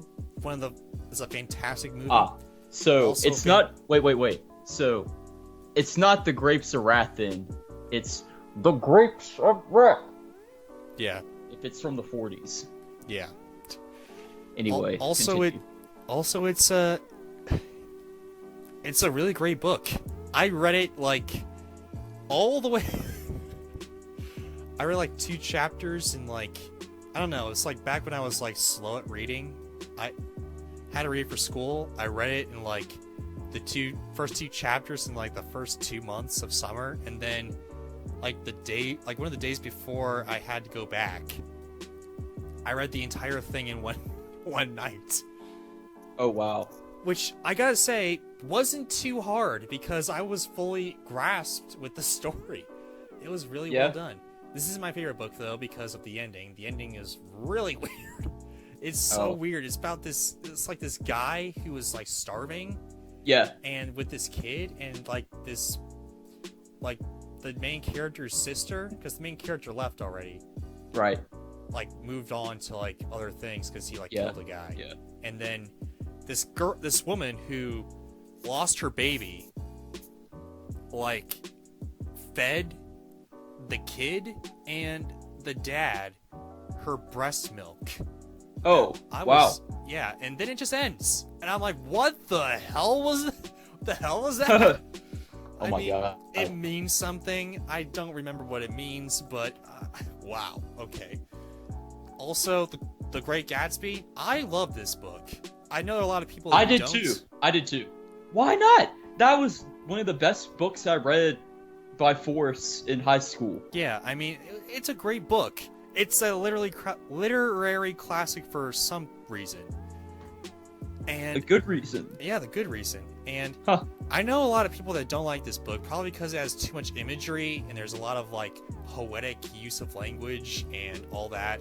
There's other reasons, but I really enjoy this book. I like the little subtleties, the technical subtleties like that. I thought that was a nice touch. Yes, also, it's short. Like, if you Yes. can make a book that leaves a everlasting impact in a very short, thin book, and it's considered by many people as like a literary classic, you are a master of your craft. That's the best kind of book, because I don't like reading things that are that big. Yeah. I get bored. Yeah, also, Very- also it helps out with, it helps out with, people who don't like to read, because Like me. They might be intrigued of like how short it is. And like, oh, okay, guess I'll read it. Then they're blown away by the master of their craft. Like, if it's a literary classic, if it leaves a huge impact from just like 50 pages, then you're like, oh my gosh, this guy who wrote this is a master. Like, that's what I love. Yeah. If you Yeah, I agree. I mean, you can make a book as long as you want. Like Les Miserables. Oh no. Yeah, No that- thanks. that's not technically a musical, guys. This is like a book written in the early 1980s, or no, not 1980s, 1800s. What did I was say? gonna say. Holy crap. Huh. That was stupid of me. My Dang, apologies. dang. Anyway, it is so long, but it Yeah. dives into Jean Valjean's story a lot more than the musical, and definitely a lot more than the movie. So, Yeah. that's a great book. I mean, there's so many great books. Of course, you know, the Bible. I mean, let's not Yeah, of poke around course. that. Of course, the Bible is great. Obviously. We're not going to really dive into that because of, you know, religious stuff, but I will say Well, the Bible is a great book. It's a great book if you're a Christian, That is. Yeah. And, to be or fair. if you're not a Christian, you can like the literary aspect of it. There's so many stories in it, so many guess so, uses yeah. of poetry in there, like psalms and all that. Great, like first-hand and second-hand stories of like other like little bit of different interpretations of like the gospel and all that. You can really get into it. Anyway, I'm not going to dive into that because basically I don't want to get hate mail or anything, but I will say the Bible is a great book. But, Yeah. There's so many books that I'm not even mentioning, like, even It. Holy crap, It. By Stephen King. I mean, The Book of Wise. The Book of Wise, if you will. Yep. My favorite book, however, finally, I can talk about books all day, like the Hunger Games series, just talk Yep. about Harry Potter series. Harry Potter. Just gotta mention them because they were worth mentioning. Like, all these series Yeah, are just simply wonderful. totally. Even The Martian. The Martian is my number 2 pick because that's such a great book. Also, it's got a scientific aspect of it, which I thoroughly enjoy. Also, it's literally like if this is the actual future and we're going to Mars and people are living on Mars. That's basically this book. Yeah. It's a great book. There's so many books I want to mention, but Mention this one. what one do you want me to mention? The one that's your favorite. Oh, well, okay. Well, Yeah, that's yeah, kinda yeah. weird. Anyway, Huh. the book that's my favorite novel of all time is Of Mice and Men by John Steinbeck. Now that is a good choice. Yes. I liked it too. It is a fantastic literary novel. Here's the reason why it's so good for me. Reason Sure. being, John Steinbeck originally wrote this to be a play, because he Yeah. also wrote plays back in the day. Right. And I guess he, I guess he couldn't really sell it or something, or he just found it to work better as a novel, so he changed out the format of it and made it into a novel. That's interesting, Yeah, but cool. Cool nonetheless. yeah. It was published in 1937, and it tells a story of George and Lenny, aka some of the most parodied characters of all time. There's always a big stupid thug, and there's always like this little skinny like mastermind or whatever. And then pretty much the mega skits, if you will. I guess mega skits and small Duh. slam there. It's Anyway, like, duh, George, can I touch the horse? Or something, I don't know. no, it's like Lenny, can you touch the horse? And I'm like, no, George. Get out of the I got horse." him backwards. Yeah, My son, bad. what the heck? My bad. It's been a while. I read this book too, Yeah, it's so a fantastic book. Anyway, it was a good one. I agree. You're about George and Lenny, two displaced migrant ranch workers who moved from place to place in California in search of new jobs during the Great Depression. And pretty much nothing really happens except for one thing, and then all of a sudden it just turns to crap. But here's what I love about this book. The fact that even though it's incredibly short, you get the feel that these two guys have been around for a while. And, like, they've been friends for a long, long time. Because Lenny's a smart guy, and George is like this, retarded guy. I don't know if that's the correct term, but they say it in the book, so I'm saying it here. I think that's probably correct. For this particular book, not for anything else, but for this particular book, yes, he's considered retarded, and, like, I would suspect Lenny would leave George sooner rather than later, but they had to be through some stuff in order to continue to be around continue to be together. So it is simply wonderful. They, like, get this job at this one ranch, and they work, they do their things, get some things with George being stupid, and you get some things with Lenny just being like, whatever. It's like there's some comedic aspects of it that are set up that's actually pretty well done, I would say. Yeah. And then all of a sudden, like, there's this woman that really wants to bang George. And, oh yeah, you're right. I forgot about that part. And then she, like, tries to bang George, and George is, like, so scared that he kills her. And then they're like on the run again. But Lenny really wants to settle down. George really wants to settle down and have some rabbits. That's where the line, "Tell me about the rabbits, George." That's where that line comes from. That's right. And spoiler alert, in the end, Lenny has to kill George because George is probably going to be stupid and probably going to, like, weigh Lenny down if they have to go on the run. So Lenny kills George, and it's very impactful and very well done, honestly. Also, that's true. Also, a great aspect of this book is that the reason it was originally a script, so it's kind of cinematic in a sense. Yeah. And of course, movies. I'm a big movie buff, and this book kind of plays out like a movie. In fact, one of the greatest movies of all, like a very well done, great movie of Mice and Men, with John Malkovich as George.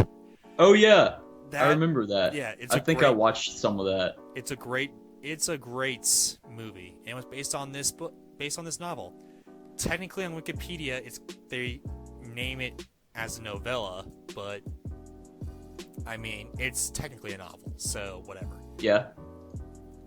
But yeah, it's simply wonderful. It's one of the greatest novels of all time. It's one of the great American novels.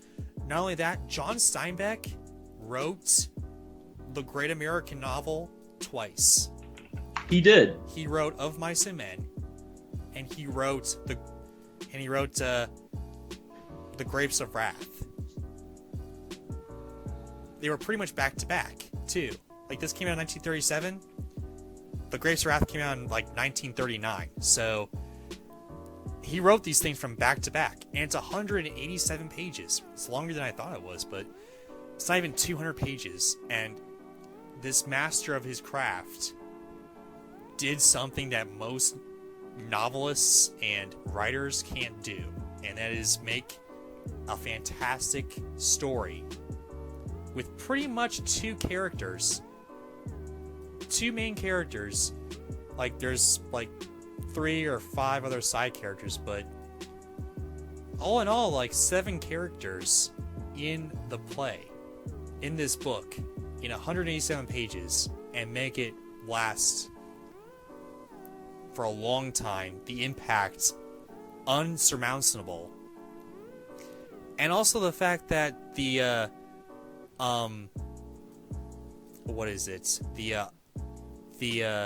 talking aspect, the dialogue of this book is actually seems like a person would actually say these things, and not like, like a script or something. Like, very poetic language. No, this is the Great Depression. This is like people down on their luck in the Great Depression. They're not going to talk Yeah. like poetically.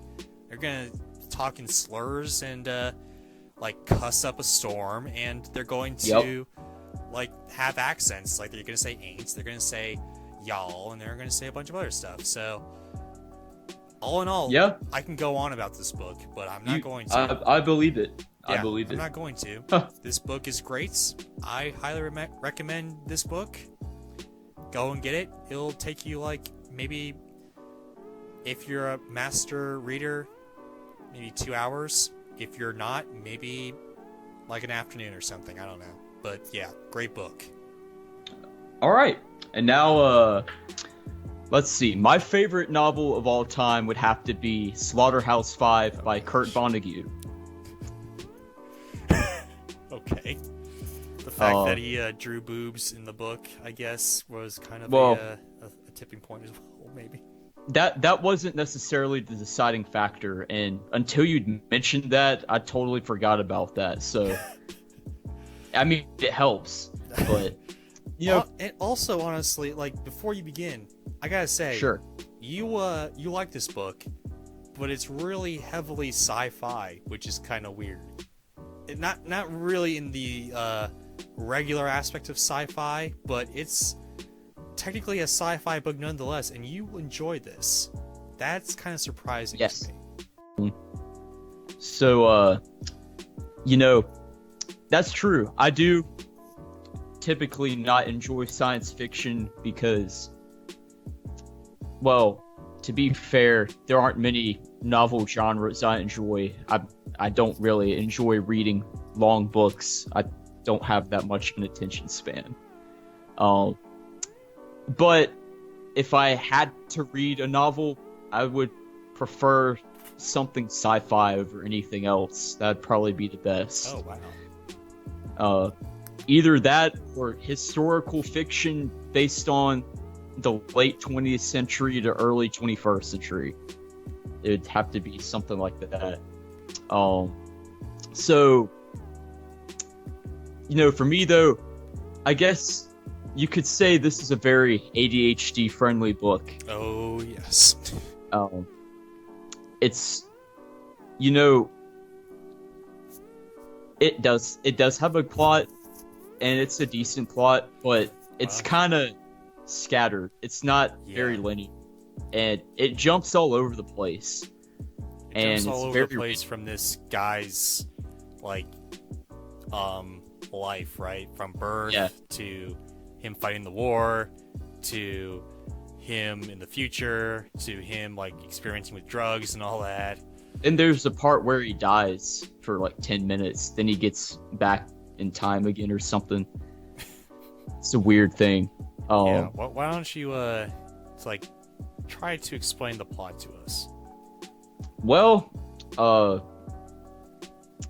so you got Billy Pilgrim, who was a World War II soldier. I believe he gets captured, and he becomes a war prisoner for a little bit. Then he makes friends with a Russian guy who ends up being a spy who tries to kill him later on, and fails, if I remember correctly. He marries this ugly fat woman for some reason, and there's a part in the book where it very explicitly describes how he impregnated her. I thought that was hilarious.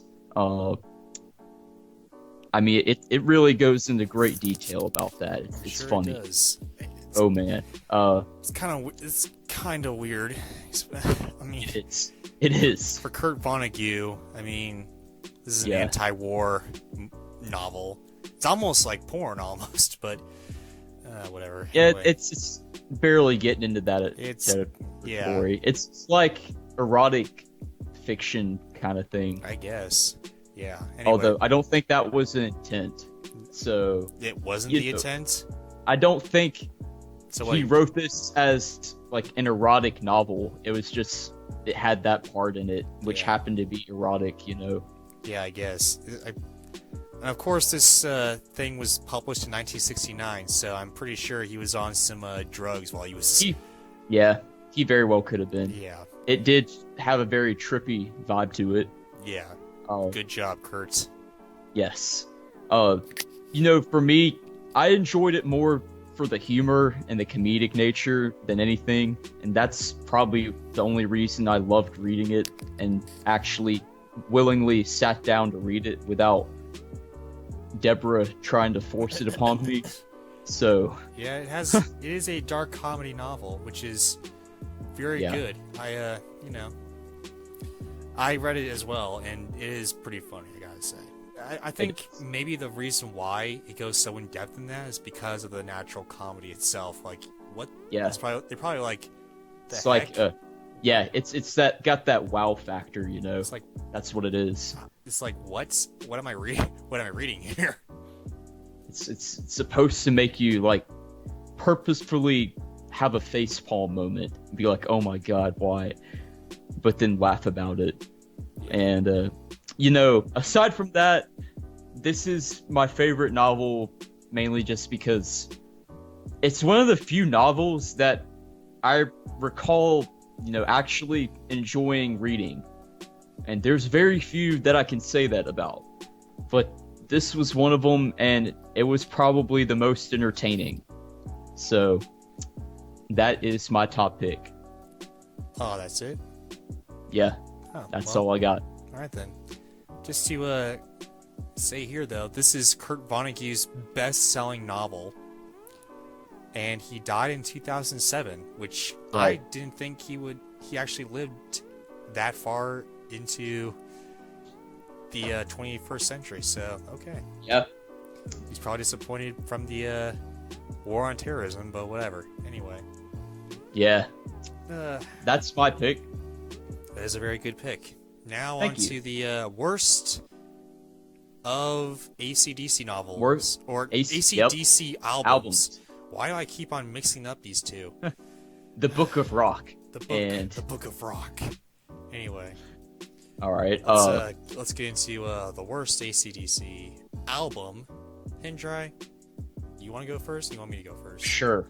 I'll go first. Okay. For me, probably the worst AC/DC album is Fly on the Wall. Ever heard of it? I have not. Tell us about it. That's the point Yeah. right there. It's got. So I have like an ultimate AC/DC playlist, and I've tried on to. Spotify. Yeah, and This podcast is a sponsored by Spotify. No, it's not. Anyway, huh. if only if we were sponsored by Spotify. We've been talking about Spotify so much in this podcast already. So let me give you some reviews here. All Music says, Fly on the Wall continues AC/DC's descent into cookie-cutter mediocrity, with the leering humor of past glories seeming forced and uninspired, and the music remaining somewhat underdeveloped and directionless. Wow. Not Uh, holding back. no. Here's the Rolling Stone. Oh, the Rolling Stone. Two If out you of like 5 what they- stars for. If you like what they said about the Razor's Edge, no, hold it on is. to your hats. Oh, here we go. You'd never 0.4 guess how One-fourth sexist. of a Oh. star out of 5 stars. I don't know. What, Probably. I don't know. Anyway, continue. Sorry. So, they said, you'd never guess how sexist and politically incorrect all this is if you didn't read the lyric sheet, because you sure can't make out a single word coming out of the dentist's drill glottis of Brian Johnson. Except maybe the song titles, which tend to be repeated like mantras. And Angus Young is also in great form, playing the dumbest, most irresistibly repetitive chords in the lexicon. Okay, Oh my gosh. When did this thing come out? 1985. 1985. Yeah, Oh, so was this the probably their worst period of their career, Was in this- my opinion. Was this when they this is the time when they descended into their like worst parts of their careers or whatever? Yeah, pretty much. Yeah. This is probably their rock bottom album to me. Others may say it's other albums. I think it's this one though. I don't know. To me, when I went through, I was trying to be fair and explore all of their albums and hear what they were like. This one, at first, I was like, oh my god, they have an album that I didn't like a single song from. I didn't know that was possible. And later on, I kind of took a liking to this one song called Stand Up, which is definitely not their best, but it's not bad. It's enjoyable. Like, if it came on the radio, I'd sing along to it. They have Sink the Pink, which is kind of catchy. The Fly on the Wall song, I don't even remember how that goes, so it probably wasn't that good. The album cover's kind of funny. It's got a cartoon fly stuck in a wall made out of wood. Then there's a guy with his eyeball through a hole in the wood, so that's kind of funny. But I mean, it's just kind of man, and really, it's just about as mediocre as it gets, unfortunately.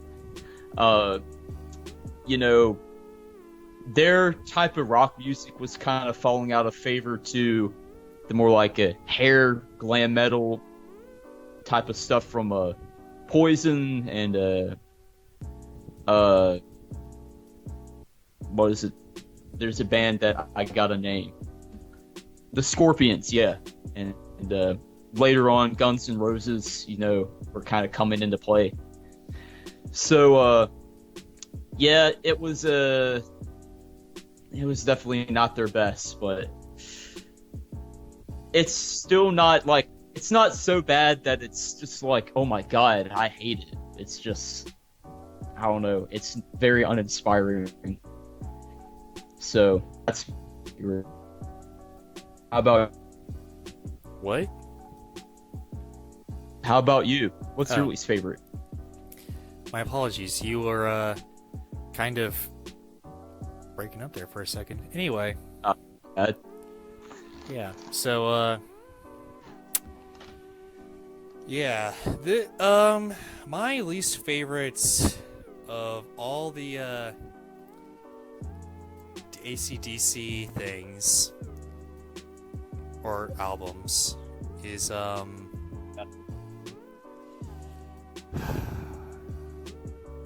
Iron Man 2, the soundtrack. Iron Man 2, the soundtrack album is kind of bad. Why? Because it's just it's just their greatest hits. That's all it is. They didn't make a single song for this album. Yeah. Oh my gosh. I mean, the closest thing that they actually released or made for this album is War Machine, which was on the Black Ice app. Read by Slam Linden from Wikipedia. I mean, yeah, I'm just trying to get all the I'm reading it too. stuff. Anyway, so War Machine from the Black Ice album, but that's a good album, by Yeah. the way. Black Ice, it's good. Yeah, but the Iron Man 2 soundtrack is not. Why? Because it's just 15 of the greatest hits. That's it. It's a compilation. I mean, yeah, that's not good. It's bad. And like there was they did the soundtrack for like what? Crap, I just had it. The movie by Stephen King. Who Made Who? That one. No, it's not Who Made Who. It's That's the soundtrack. Maybe it is. Let me double check. I think it is that one. I'm going. Yes, Maximum Overdrive. Who Made Who? The Out studio album. Anyway, they made original songs for Who Made Who, the soundtrack to Maximum Overdrive, right? At Right. least they made new songs for that, but they didn't make any new songs for Iron Man 2. This Iron Man 2 soundtrack is just the compilation of their greatest hits. Like, what the heck? Yeah, I get Yeah. it. It made the it made the movie better, even though Iron Man 2 Yeah. isn't the best, in my opinion, but it certainly wasn't the worst MCU movie, but I'm not going to review that movie. I'm going to review the Iron Man 2 soundtrack, which is Yes, simply you are. nothing but the Yeah. greatest hits. Yup. I can make a playlist on Spotify of the greatest hits and get the I same mean, reaction. You can. You Oh. just have to remember this came out before that was a thing. I mean, that's also true, but I could make a burned CD of their greatest hits, There you go. even at that time, like 2010. I can make a burned CD And- of their greatest Yeah. hits and And get for the me, it's even with the selection of songs, they've got some obvious choices on here, but then they put some on here that I don't quite understand why. Yeah, that's another reason. Like Like some of the songs choices are just kind of weird.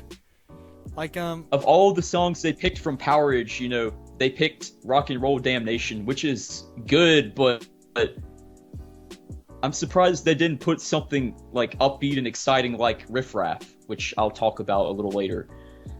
Or for those about to rock, we salute you. They picked Evil Walks of all things, and Yeah. not for those about to rock, we salute you, which is like one of their top songs of all time. yeah, they also can't have believe like they if you left want that out. blood, you've got it. Like what the heck? Well, that's actually a decent song, oh, though. really? Well, I Yeah, have other opinions about that, but whatever. Anyway, fair enough. so anyway, this is they could at least if they gave us one song, at least one song, there would be a reason to buy this album, but there isn't. You can in 2010, you can burn a CD with their greatest hits and you can get the same reaction than this album gave. It's kind of a waste of money. You can get other greatest hits compilations that probably have all of these, and more, like the Backtracks compilation. Guarantee you it's got all of that stuff and more on Yeah, it. I guess, but I So- mean, honestly, I don't like compilation CDs. Honestly, I mean, Me I either. can just like nowadays, I could just go on Spotify and just create a playlist. But even back Yeah. then, like in 2010, I could make a CD, just burn a few songs onto a CD and get the same reaction. I don't need to buy a compilation. I could just burn a CD. I could just pay for the MP3s, which costs like next to nothing, like maybe $1 back then, and just make a compilation CD for like less money than it would be for a compilation CD to buy at Walmart or whatever.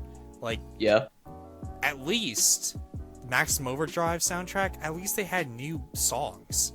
Like this one doesn't even have new songs. Yeah. That's kind of sad, honestly. And that's my rants for Iron Man 2 soundtrack.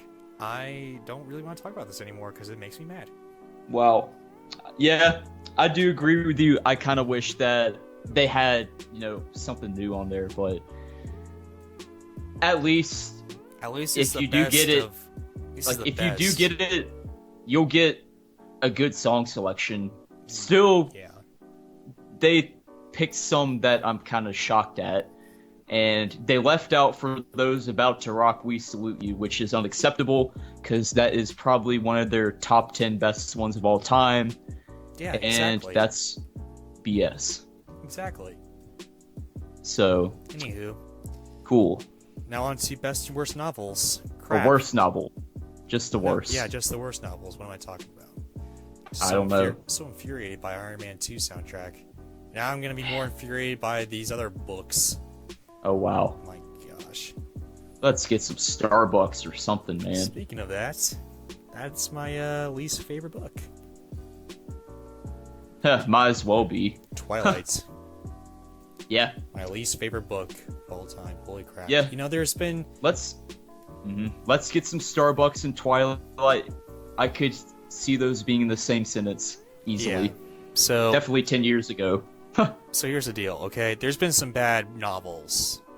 Yes. There's always been bad books. You can't Yeah. avoid them because simply No, put, I couldn't. simply put, Thanks you can, to teachers. simply put, you can publish pretty much anything whenever you want. I mean, look at 50 I Shades could. of Grey. That was published. There were 3 books that were published in that. Oh, I series. guess it. No, wait, it was no. good to someone. No, there were 4 books published in that series. Okay. Yeah. Which is unacceptable, but for some reason you can get anything published at any time. So you can 50 Shades of Grey was published. Why not anything else? There's been a lot of horse crap put out, Yeah. but the worst book that I have actually read is Twilight. Yeah. Oh my gosh. Wow. Son. I believe it. Son, look. It's not about the fact that it's about teenagers and it's about a teenage. Oh. It's not the fact that it's about teenage girls, okay? Some of the most hated people in all of media, apparently. It's not because of the fact that it's about vampires and completely contradicts everything in normal vampire lore. Like the fact that they sparkle in the sun and they don't die, Yeah. they sparkle. Aww. Yeah. That's so That's nice. That's so sweet. Yeah, and fact that they don't get hurt by garlic or anything, and they are actually superheroes that can jump really high and run really fast, like Yeah. the Flash. It's Huh. none of that stuff. It's the Yup. fact that they. It's just the writing aspect of it, son. Like, you Yeah. can probably pull this off, maybe, but if you don't have a clear Act 1, Act 2, and Act 3, you don't have a book. You don't have Yeah. a story. Essentially what you have is fan fiction. And that's what this Yeah. book is. It's fan fiction brought to us by the worst novelist probably ever in existence, up until the writer of 50 Shades of Grey, which I am not even going to say the name of because she writes fan fiction. She's always written fan fiction. She's a fan fictionist. She might as well just be on a blog on the internet. I don't care about her. I'm not going to compliment her by saying her name. But I will say the name of the author of Twilight, and that is Stephanie Meyer, okay? My gosh, man. Yeah. This woman... Oh my gosh, man. I get it. She's got a lot of, like, criticism in the past. And I Yeah. get that. I get that. She wants to hide from all the criticism, granted. But she was hiding from all the critics. She was hiding from everybody before then, okay? Essentially, she lives in a bubble where the only thing that she hears is praise. And her brother, like, I guess, goes through her mail, goes through her emails, deletes all the emails that are horrible, that are, like, criticize her work. Like, cuts out, like, newspaper articles that criticize her work. Like, goes through the mail and, like, throws out all the mail that criticize her work and only allows Stephanie Meyer to receive praise for her writing. Yeah. And she's okay with this. She knows what he's doing, and she's fine with it. She lives in a bubble, and she loves it. I mean, my gosh, how do you become better if you can't take criticism? I mean, criticism, you gotta take criticism in order be better and act better and mature and do better Yeah. things, but she doesn't. She just Wow. keeps on like writing bull crap. I mean, she's written like four Twilight books. I've It only gets written- better. What? I don't know if you knew this, but apparently there are 2 graphic novels as well now. of Twilight. Yeah, Yeah, probably. I didn't know that was a thing. Yeah, I knew that. You know, the Game of Thrones have some graphic novels as well. They kind of pull from the novels and just like draw pictures and have them speak the dialogue. Pretty Yeah. much, it's kind of like that. So I don't really go into that. She has never written a graphic novel, thank God, because that would just be even more atrocious, and I would laugh my way to heaven, I guess. Yeah. But holy crap, I'll, son. I'll say this. Yeah, I think this book is really intended with one purpose, and that is to appeal to adolescent teenage girls and, you know, like late middle school, early high school who are, you know, dealing with sexual development and sexual identity and, you know, understanding how they feel towards men that are in their environment and why what these desires mean. I Yeah. think it kind of touches that subject. Yeah, and And that's fine. I mean, you can. That's have probably that. why it was popular. Yeah, you can have that. That's fine. I don't care about that. You can write about that to your heart's desire. The Many thing people is- have.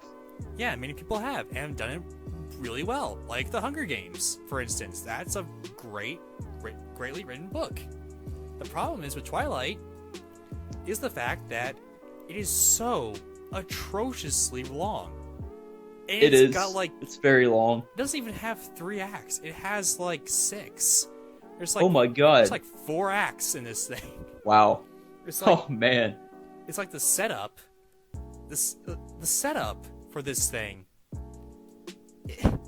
It lasts all the way to like the middle of the book, and then it finally like the plot actually starts going. It's so, and they like play stupid vampire baseball.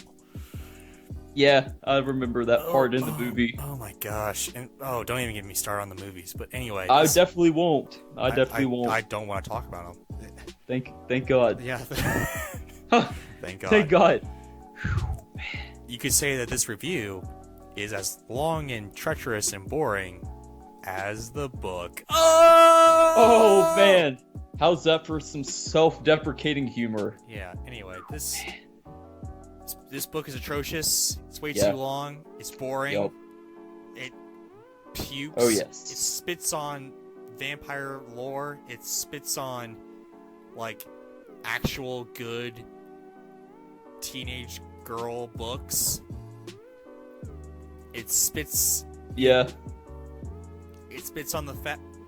it spits on good authors. It spits on like good YA novels in general, and Yeah. Stephanie Meyer should take a creative writing class and actually, you know, learn to write. And that's all I'm going to say about it. Thank God it's over. I don't have to talk about this thing anymore. At least for I now. think, you know, ultimately,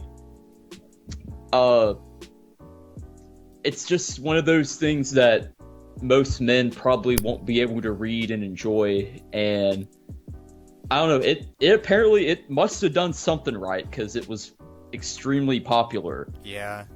How? Not 100% sure. It's I'm like- guessing it's something about the way that, not to be sexist, but the way that women associate things in life and how they process their emotions in a different way than men. I Maybe, think I it guess, appeals. I think it appeals to that, you know, descriptive element that they crave, and the whole idea of the experience of the romance, which is what they, I think, get more aroused by compared to us liking what we see right in front of us. And, you know, I think plot-wise, it's got potential. It's got some good elements from what I can tell, but it was just not implemented well at all. And Yeah. like you were saying with the beginning part, where like the majority of the first part's a bunch of descriptive things and the actual plot doesn't begin until later. You know, I think that again could be appealing to the female audience, but you know, for us, no thanks. Yeah, No I mean, thanks. this is like the women's version of Transformers. Like, there's Transformers. The first movie was fine, I guess, but all the sequels were complete horse crap. But Could be. they kept on making money, and they kept on making them because people went and saw them, especially men and teenage boys. This is the same thing, but for girls. It's trash, it's crap, and I can't get behind it. I can't get behind the Transformers movies, honestly, except for Bumblebee. Maybe the Oh first yeah, that was Transformers a good movie. one. Bumblebee was good. Yeah, maybe the first Transformers movie. Yeah. And worst part about it, from what I've heard, this book is the best of the series. I mean, holy crap. Yeah, probably. She didn't get better at all. No. Stephanie Meyer? Take a Oh, creative writing Stephanie. Take a creative writing class in college, please. Just, Go back to school, yeah. please, Stephanie. Learn something. And now, son, let's talk about your least favorite novel. Help me to get out of this bull crap of Stephanie Meyer's Twilight. Sure thing. You know, I'd say I hated the majority of the novels that I had to read. So it was a tough choice. But my least favorite has to be, hands down, A Tale of Two Shitties. Oh, sorry. A Tale of Two Cities. My bad. I forgot. I got that mixed up in my head there, you know. Ho ho ho. Oh, man. I'm sorry, Charles Dickens, but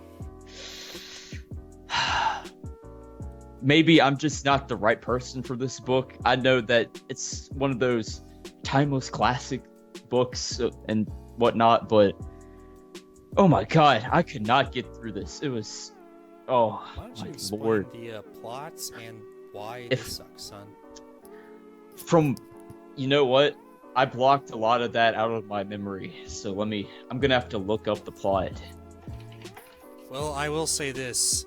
Charles Dickens is kind of the same elements, I guess, like Stephen, like contemporary writers. Like, he wrote about stuff from his point of view in his time. So it's kind of more or less why he's so famous, is because he was the first author to actually like do that. He's like, you know, he's from Britain. He's like, you know, the stereotypical like slum kid who rose to be a novelist, and he became very popular. He didn't become popular with A Tale of Two Cities, but I think he rose to like stardom and most popularity with A Christmas Carol, because that book actually ended nicely, whereas his other books ended pretty sad. Yeah, And- this kind of had a sad ending yeah. from what I remember. So Our why don't you give English, us the plot? sure.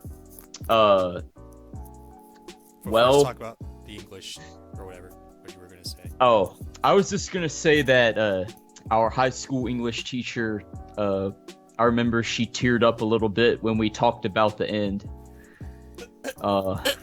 From what I remember. This is what you missed out on for not taking honors British literature. Or no, No. honors world literature. Yeah, I wouldn't do that anyway. You took I think you took CP anyway. Yeah, I did take CP because I should have done that. Yeah, it was hard enough. Oh my god. Oh my gosh. That Wow. was so great. Yeah.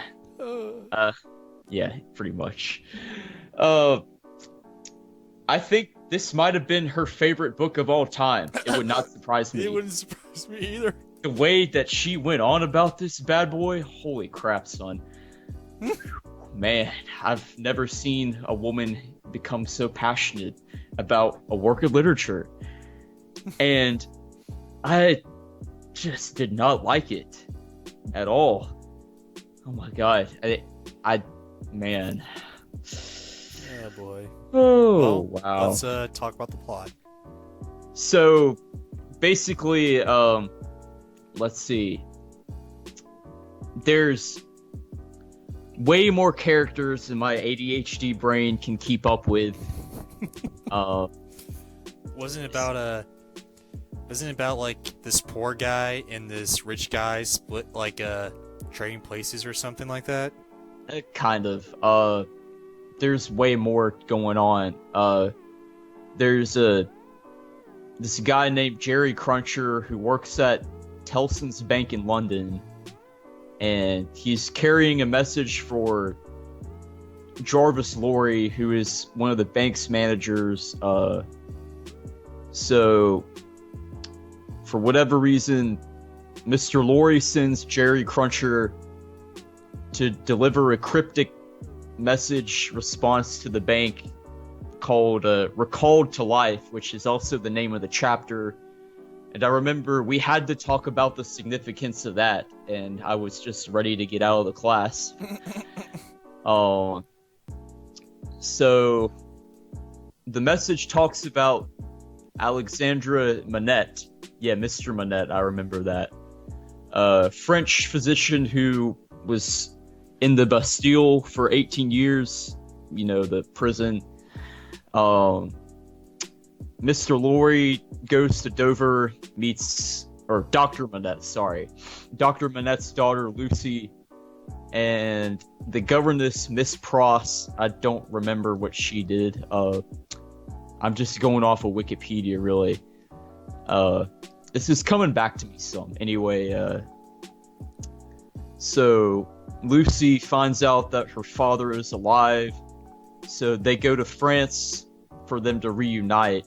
I don't know how or why they're doing this for this girl, but I mean, good on them. They get there, and we suddenly shift to Ernest Defarge and his like alpha female feminist wife, Teresa Defarge, who people I seem to remember being like scared of or something. I remember this woman was not a pleasing person. They had a wine shop. You know, they were all pissed off about stuff in the French Revolution going on. Then we have Charles Darnay starting in Book the Second, not Part 2, Book the Second. Oh, there's multiple books in this thing? They call it Book the First, Book the Second, and Book the Third. So there's 3 books. 3 books in this one book. But Oh. they weren't ever published separately, as far as I know. It was just the one novel.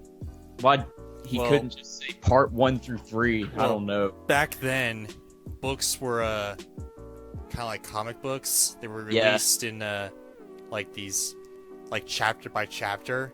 Like Yeah, I'm aware of that, but even still, I don't think this one was like that.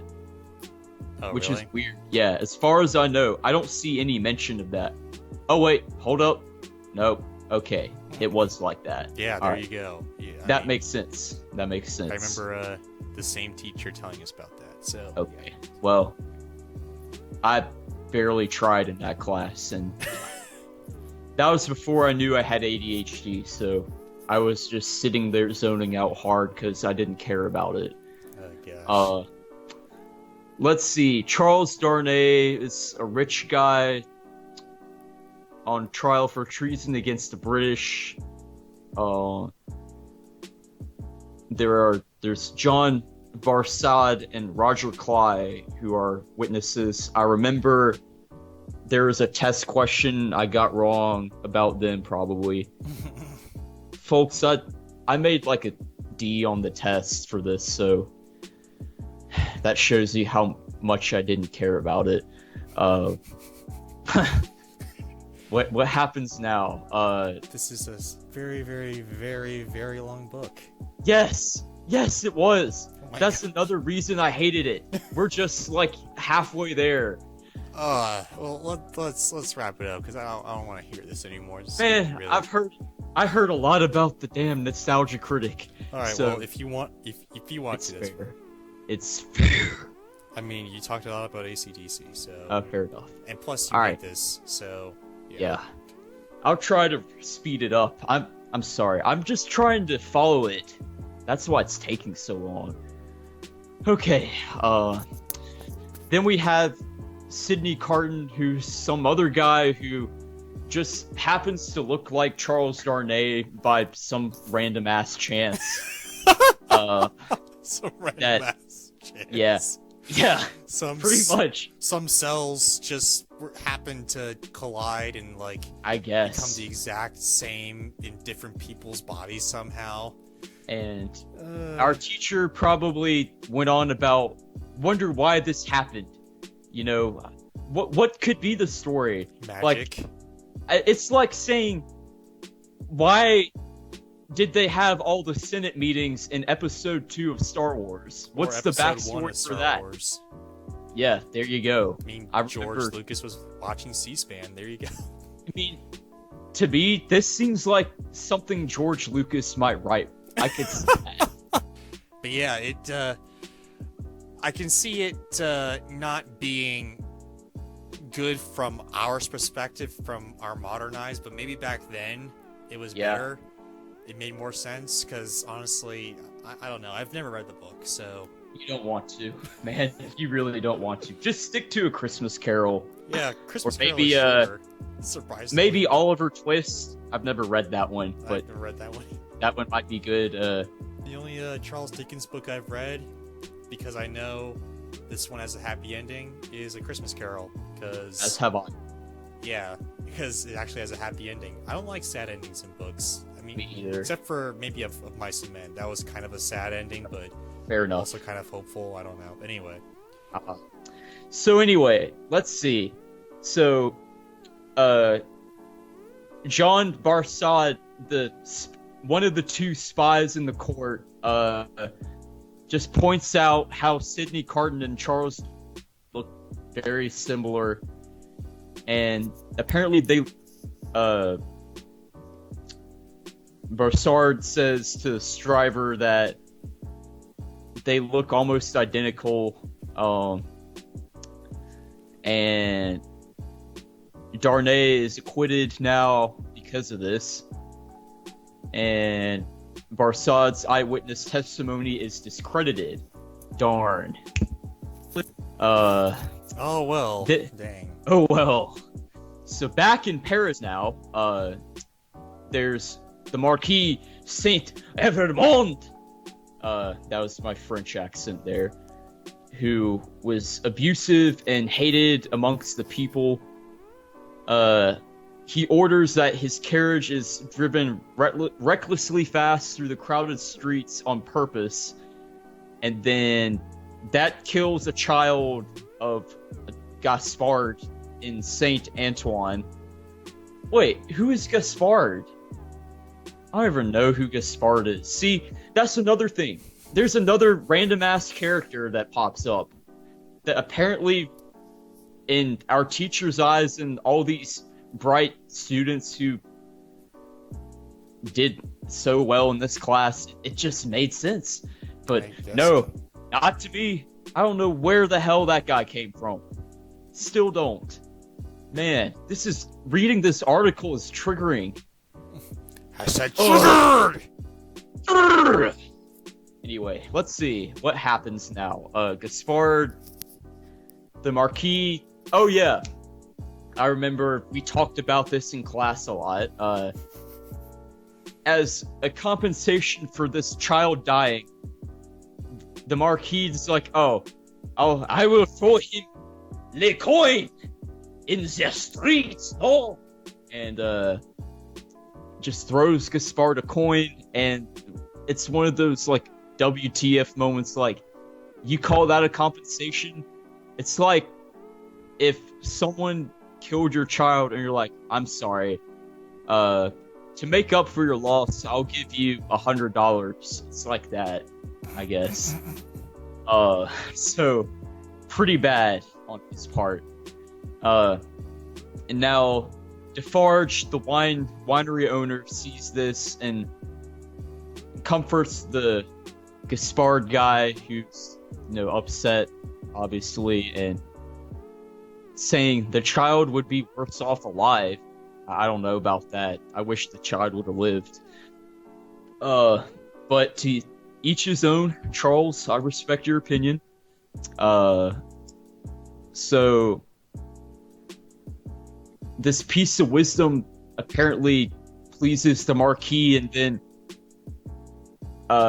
he throws a coin to Defarge. I don't get that, but okay.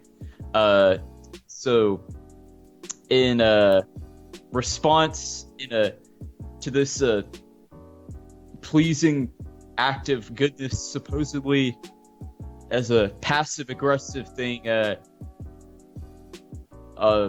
coin is flown back into the Marquis' carriage, and he goes off. He goes back to the chateau that he lives at. Oh, and now apparently, shock. Charles Darnay is the nephew and heir for the Marquis. Interesting. And Charles Darnay is so pissed at his family that he sheds his aristocratic surname, which is Saint Evermond, and is anglicized in his mother's maiden name, which is Dealunais. Or Dealunai? I don't know how to pronounce that. Okay, we're getting there. So, more pointless BS goes on. So Gaspard, in revenge, stabs the Marquis, I think, with a knife, and leaves a note that says the classic, and this was probably on the test that I failed: drive him fast to his tomb. This from Jacques. And no idea what that's supposed to mean. After nearly a year on the run, Gaspard is hanged in the streets. Back in London now. Darnay asks for Dr. Manette's permission to get married to Lucy. Wants to, understandable. She's probably pretty hot. Doesn't say though. Then Sydney Carton also loves this girl because they also happen to be identical looking people, so they might as well love the girl too. You know what this sounds like? What? Sounds like a soap opera. You know what? That's a good way to look at it. Yeah. Let's Oh, finish it God. up though, because I'm getting bored listening to you. You know what? I know how you feel. But let's continue on. We're almost to the end of book the second. Oh my god. No. Okay. I think we got the point. Please. Oh, we don't have the point. We do have the point. Please. I don't No. want to listen to it anymore. No. Please. Alright, I'll try to sound excited. No. But then, guess what, folks? On the morning of the great marriage of Charles Darnay and Lucy. Are you reading the Wikipedia article? Kind of. Are you serious? Man, just listen to. I don't remember Guys, what happened. Guys, if you want a summary of A Tale of Two Cities, please read the Wikipedia article. Anyway, nope. I think we all got the point. But, yeah, I think you see how awful this is. Yes. This Oh my is gosh. exhausting just to read. It's exhausting In the just to hear. end, somehow, I think which one goes to prison? I will at least mention this in the end. Let's see. Well, so Let us see, let us see, let us see. it's the guy that gets arrested. So,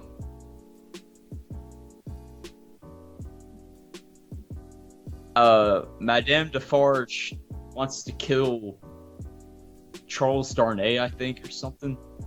Yeah, then Darnay is the guy that is gonna be at the guillotine with his head chopped off, but then Sidney Carton changes places with him because Carton gets killed so Lucy can marry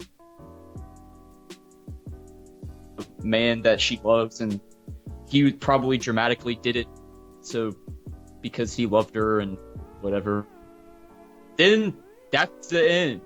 Thank God. It stops crap. there. It stops with Sidney Carton getting killed, and then that's the end. Oh, thank God. Holy crap. That book was way too long. Yes, it was.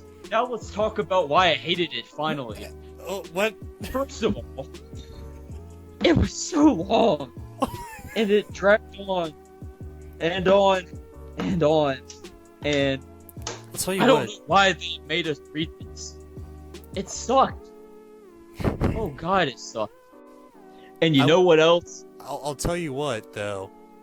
The What? the first, like, the summary of the plots, like, you know, two guys that look the same, one poor, one rich, switching By some places. random ass chance. Remember, it's a random ass chance. Yeah, the random ass chance. That I can see that working. That is a fantastic idea. Whether or not the execution Yeah. of it is Yeah, good that's or the not. problem with the book. See, it's got a lot of great ideas that would be awesome. And I think ultimately, if you read this like in chunks as like a serial, like it was published before, Yeah, then it would work. in But 31 weekly installments, and you know, that was the best source of entertainment pretty much, unless you played the cello or something, I don't know. like that ring game with the stick. You could play the ring game with a stick. Not Yeah. sure what you're talking about. It's like this circle thing that people like pushed along with a stick. It's like literally a hula hoop that you push along with a stick. Oh, It's a- shuffleboard? Is that what you're talking about? No, it's like a wheel. It's like this. What? It's a hula hoop. It's an old game. It's an old toy where you have like this hula hoop thing that rolls, and you push it along with a stick around town, around the streets. It's Yeah. very popular back. Was very popular back in the early 1800s for kids to do that. They get one of those hula hoops and a stick and just push it along. What else? You know, if I read it in a chunk like that and not out of force from Deborah and then having to pretty much reread the book again. Oh, let's not forget, hold on. I had to annotate this damn book with a pencil.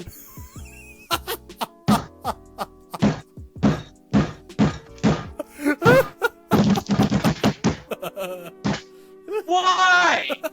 In the Holy Mother of Earth would I have to annotate such a shitty book? God! Oh. You know what? I'd rather read Twilight than read this. You know, At least that would be comically bad. This was just awful. I had to annotate the Grapes of Wrath, but I never did. So, yeah. Oh, no. We had to have the annotations graded. Oh, yeah. Lucky you. Yeah, lucky me. And I've got a B on my annotations at that. Oh man. And at that, I still barely understood what happened. I kind of got it, but not quite. And then our teacher made us reread the book and like re-annotate it or something. And if I remember correctly, and we had to like re-annotate this damn thing a second time. You had to buy a new book and like Oh, annotate it again. We took the copy that we had and re-annotated it just to kind of, and we had to like add in, you know, the notes that we needed to put in to study for the test, which Oh, I gosh. guess I did do. And Yeah. I mean, honestly, sweet. with that type I'm not of done. okay. And you know what? I think we spent at least a month and a half on this book, if not 2 months. And my God, I was so glad when we were done and we actually moved on to something in the textbook. And I remember thinking about, because I had a golf cart back then, and I was just like, man, I'm gonna drive this golf cart around, and I'm gonna throw this book out of it, and I'm gonna run over it with the golf cart. Because I'm still not old enough to have a license yet, so that's what I'm gonna do. And Yeah. I think for this, what went with it was I threw it out of the golf cart in the yard, and then I just picked it up. Yeah, I mean, you it's checked not it like out. it was a valuable antique copy or anything. Of I course wouldn't not. have done it if it was that. Yeah. I wouldn't have bought it in the first place. That would cost like Just thousands of dollars, probably. imagine if I bought like a damn antique first print 1800s copy of this book, and I annotated it with a pen, and then gave it to the teacher to grade. She would have been so She'd probably have a pissed. heart attack. She would have probably given me an F because I ruined the antique copy. I will say this though, like there are some books that were written in that such a way that Yeah. seemed like fairly decent books, like Huck Finn. I read that book. That book, It's way better than this. yeah, like by the, far. I think Mark Twain kind of saw the overall aspect of it. It's episodic, of course, Oh yeah, but definitely. it Yes, works better than what you're describing, because what I think Charles Dickens, not Darwin. Dickens, not Darwin. What the heck? Anyway, Charles Darwin. No, Dickens. And not I Darwin. did it again. Once again. What the heck? Yes, you did. Charles Dickens. There we go. Yes. I think there we Charles have it. Dickens kind of saw the because he was from the slums in Great Britain, so it's kind of, how do Yeah. I make more money? Oh, I'll just make these weird things happen and just extend this novel so atrociously long so I can make more money, because I think they got the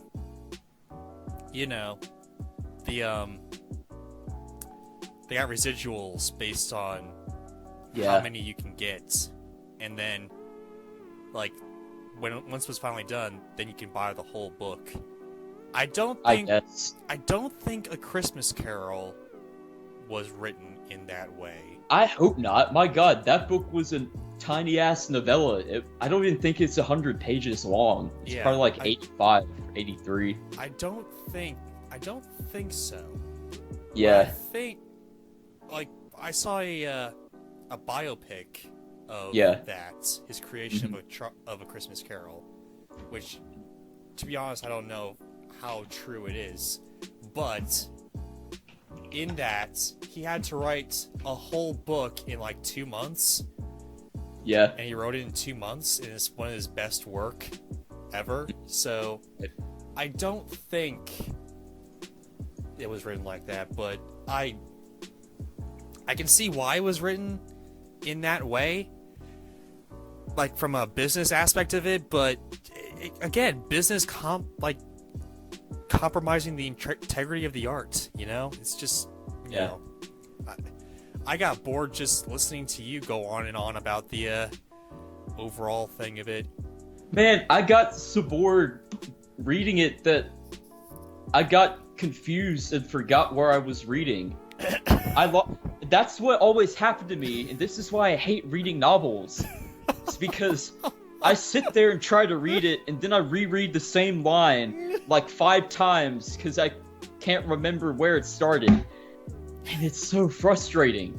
And I would sit there and have to do this. It would take me like 5 times as long to read a book. Everyone was all done, like, all right, I'm gonna go play my video game now. And I'm sitting there frustrated. Then I'm like, I'm tired of doing this, so I'm gonna start pushing a car around. Son, do your homework. Okay, we're going into the dark mind of the Hendry now. The Hendry is triggered, ladies and gentlemen. The Yes. Hendry is triggered. Let's Yes. avoid this now. Let's finish this. I can't take this Last anymore. last thing, and then I'm not feeling so good after this. last thing, and then we'll move on. Okay. I'm kind of feeling that way with It. Like I'm reading Stephen King's It right now, Yeah. and I'm listening to the audiobook as well, and I can't understand it anymore. It's so long. It's so tedious. It's like all this stuff. At least that's kind of The interesting. Wise is barely in it. He's like in it for like maybe. He's barely in it. It's just about the kids, and most of the time it's like the adult. Yeah, I keep on getting lost in it. So I understand what you're saying. Anyway. Yeah. Let's move on from this bull crap. Hashtag head dry. So, like, I would give this a minus 10 out of 10 if I could. If you want to learn about the French Revolution, there are far better ways to do it than read this. Lee Mis, for crying out loud. That's a better book than this, even though it's super long. It might be.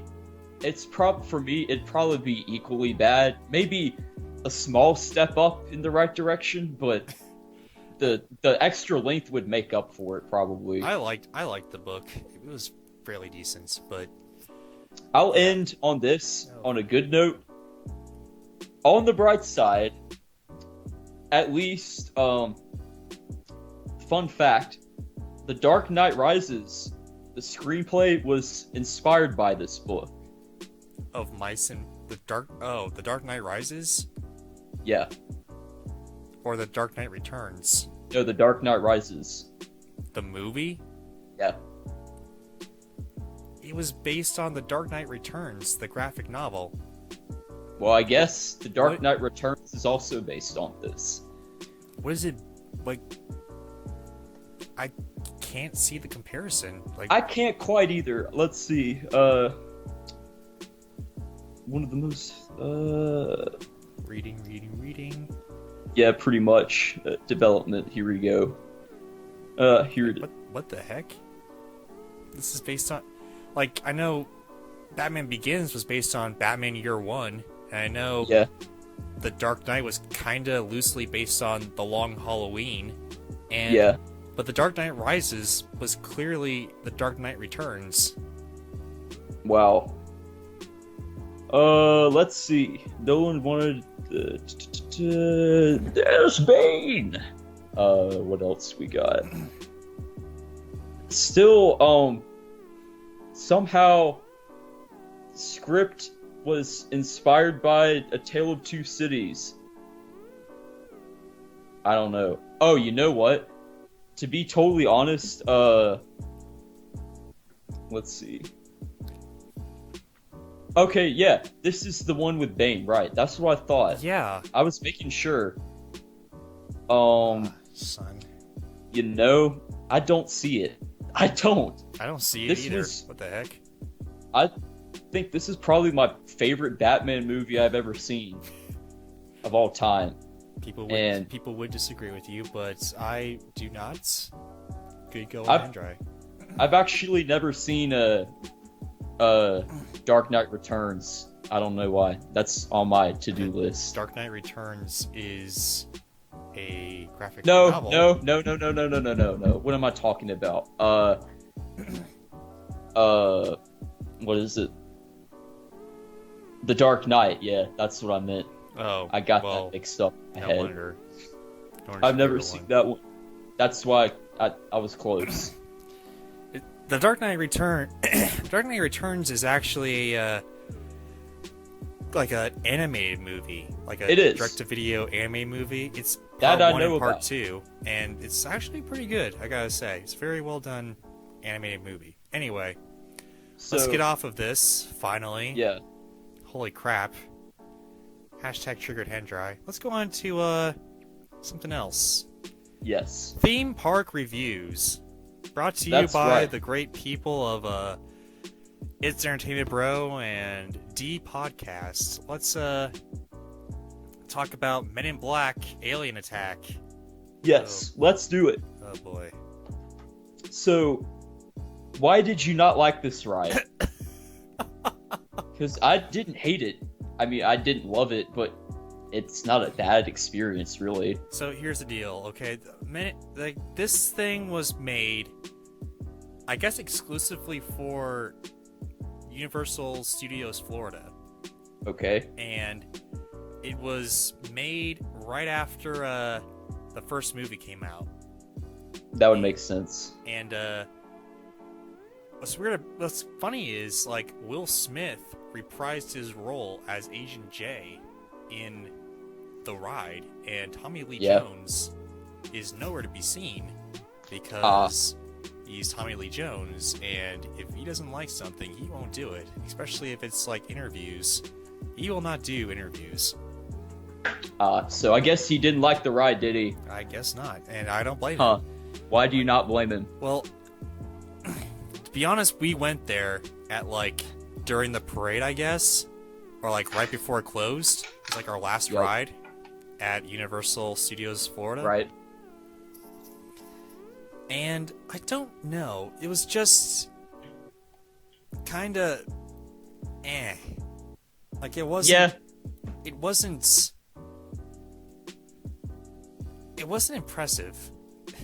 I guess. Like- It's kind of generic from today's standards, but Yes, it's like it's something that may have been kind of high tech in the late 90s, early 2000s. It was probably cool then, but you remember. yeah, I think it's kind of dated feeling. You remember a Toy Story Mania?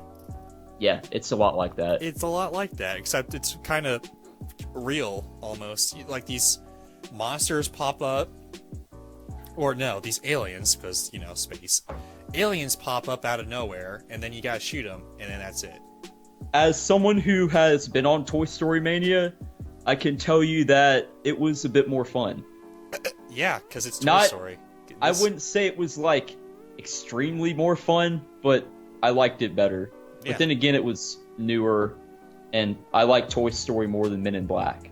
Yeah, I mean, I like Toy Story probably a little bit more than Men in Black as well. But then again, it's like comparing apples to oranges almost. Yeah, I know. They're movies, but they're different kinds of movies. Anyway, Yeah, pretty much. this thing is kind of boring. You just sit in a thing and you shoot, and that's it. There's really nothing It's- else to it. There's like It's more about the game element, I think, in the competition than the ride. maybe that was it. Maybe mainly because there was barely anybody on the ride at that time. Well, it was more like you and the other guy that's with you are competing, or Yeah. girl, I guess, but I guess it was just a giant, like weird, like laser tag type of thing, and yeah, pretty much. I don't know. I'd rather play laser tag than like shoot at alien toys. Yeah, I mean, it's one of those rides where, like, if you have time, go for it, but it's not the end of the world if you don't have the time. Like, unless you're Slam, spend your time on the Hulk, by all means, and the Hollywood Rip Ride Rocket, and the Mummy, of course. That is such a great one. Yeah, I mean, honestly, Spider-Man, Doctor Doom, where Slam looked like he prayed or something, and all those rides and more will be discuss in later Well, podcasts. But we already did discuss the Mummy and the Hollywood Rip Ride Rocket. Though. yeah, Just so we're clear. I mean, yeah, but you know, there's these also I've been praising like Universal Orlando or whatever for the technical aspects. Like you're actually in the world of Yeah. these movies. This they tried, but it's not doesn't really bring me into the Men in Black world. Really? Okay. Like it's See, it I've never tried. watched any of the movies, so I don't know. I've watched all three. Not I'm sure you including, have. Not including Men in Black International. Ah, okay. But I really did enjoy the first movie. The first movie was pretty good. All right. And this came out like right after the first movie. But I don't know. It was just like it was smaller and more cramped than what I was anticipating it to be. Because there's like if you go into their their headquarters or whatever, the Men in Black headquarters, it's huge. It's so clean and so white. There's all these aliens and all that, and all over the place. Here it's just like a little room, little white painted room with some aliens, but not a whole lot. I did get that white room vibe in the waiting area queue. I kind of felt Yeah. that, but once we got on the ride, that it was like you're out on the streets or something. Yeah, but no, once you were in the lines to get on the ride too, it was just Yeah. kind of meh. Yeah. Yeah, overall, I mean, I didn't hate it, but it's not like it was the most amazing thing I've ever been on, you know? I mean, I was kind of bored while doing on this ride. I was just, But we were also probably really tired. maybe that was the case too, but it just didn't get me excited. Like I was tired when I was riding the Mummy, and the Mummy was really great. Fair enough. This thing is just boring. It tried. Like I saw some cues from the movie, but it just didn't execute it all that well. Yeah. I feel that. I mean, Will Smith makes his makes a return, which gets a few points for me, but overall it was just kind of meh. Yeah. So, you got anything else to say about this ride? As the fake Gaben would say on that YouTube video, not really. So, Yeah, all right then. Well, what would you give a rating? What would you give a rating from this thing? Like, how did we rate this? I feel like it wasn't a letter scale. It was something different. it's not a letter scale. I think it was oh wait, no, it was something out of 10. So, what would you give out of 10? Oh. That's probably 4.5. Oh, really? Yeah. 4.5 out of 10? Yeah.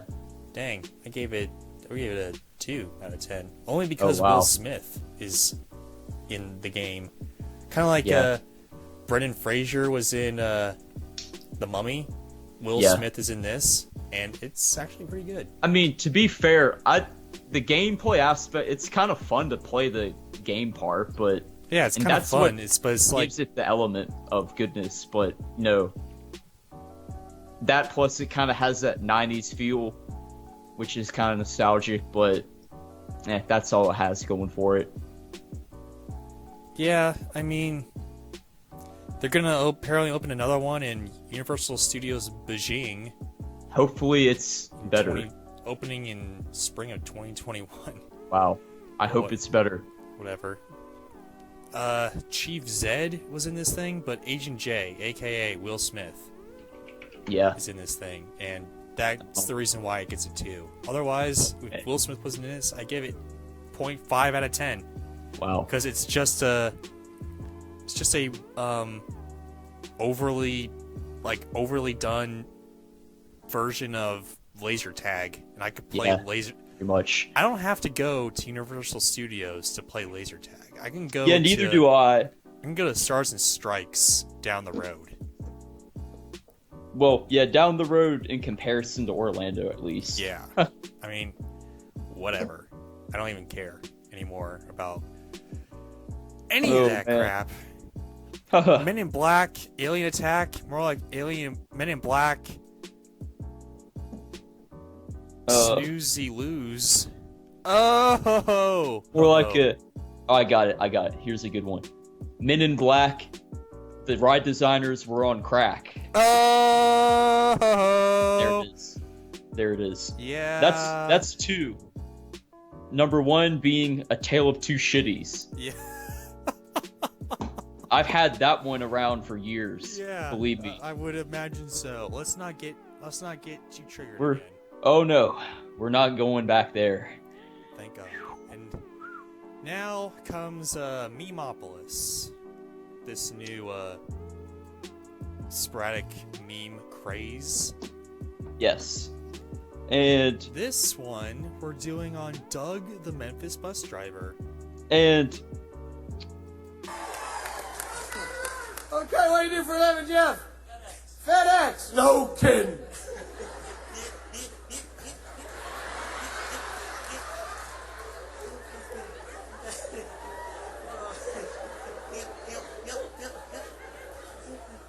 That's great. We'll get back to you in a minute. Turn the mic on. What? Turn the mic on. What's your name? Doug, good to have you here. Doug, where you from? Memphis, anybody else? What do you do for a living, Doug? You drive a school bus.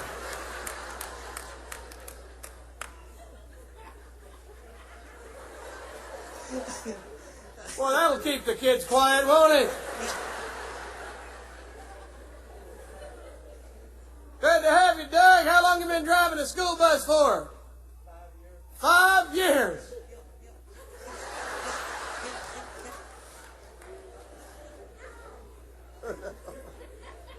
Look, turn the mic back on. I can't talk anymore.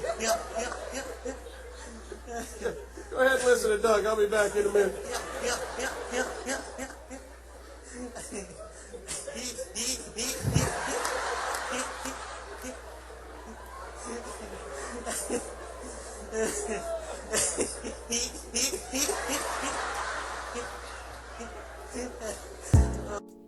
you could say that he's no laughing matter. Oh, For sure. AKA, if you look on YouTube, he's Dad laughing at Comedy Barn. Either that or the one where he's in that like yellow striped polo shirt and he's just sitting there laughing On Skype. at nothing on Skype. The one on Skype's the one where he's like yeah. And then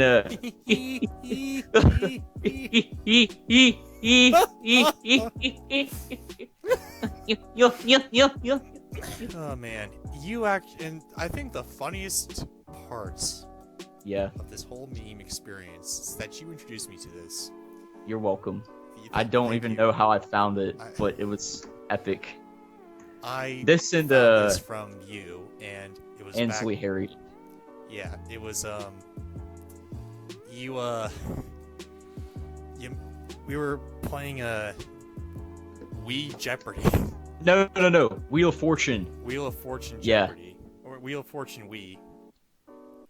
And you have a me character and you based can- on Doug. And And you can give him a voice, which you better believe I have used that to the fullest potential. what happens when you won? What was the thing when you lost again? When you win, I believe he's like yeah. And the best part is that the time ran out when I was trying to record it, so the last yaw is just a yeah. And then it's so abrupt. Then if you don't guess the letters like he.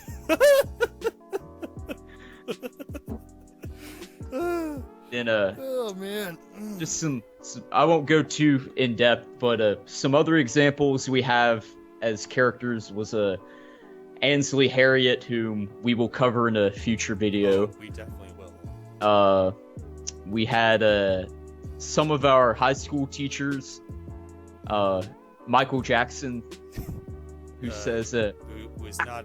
This is before all the allegations came out about him, and didn't really age well. So let's move on. what else? Who else was on there? There's someone else. I think Mario was a character, It's me, I'm Mario. and now I'm inspired to if I have the microphone, I'm gonna Michael Rosen. actually you inspired me there. That's not what I was going for, but I may do that. I was thinking change Mario's voice to Hotel Mario, which is another meme we're gonna talk about. As in A future podcast.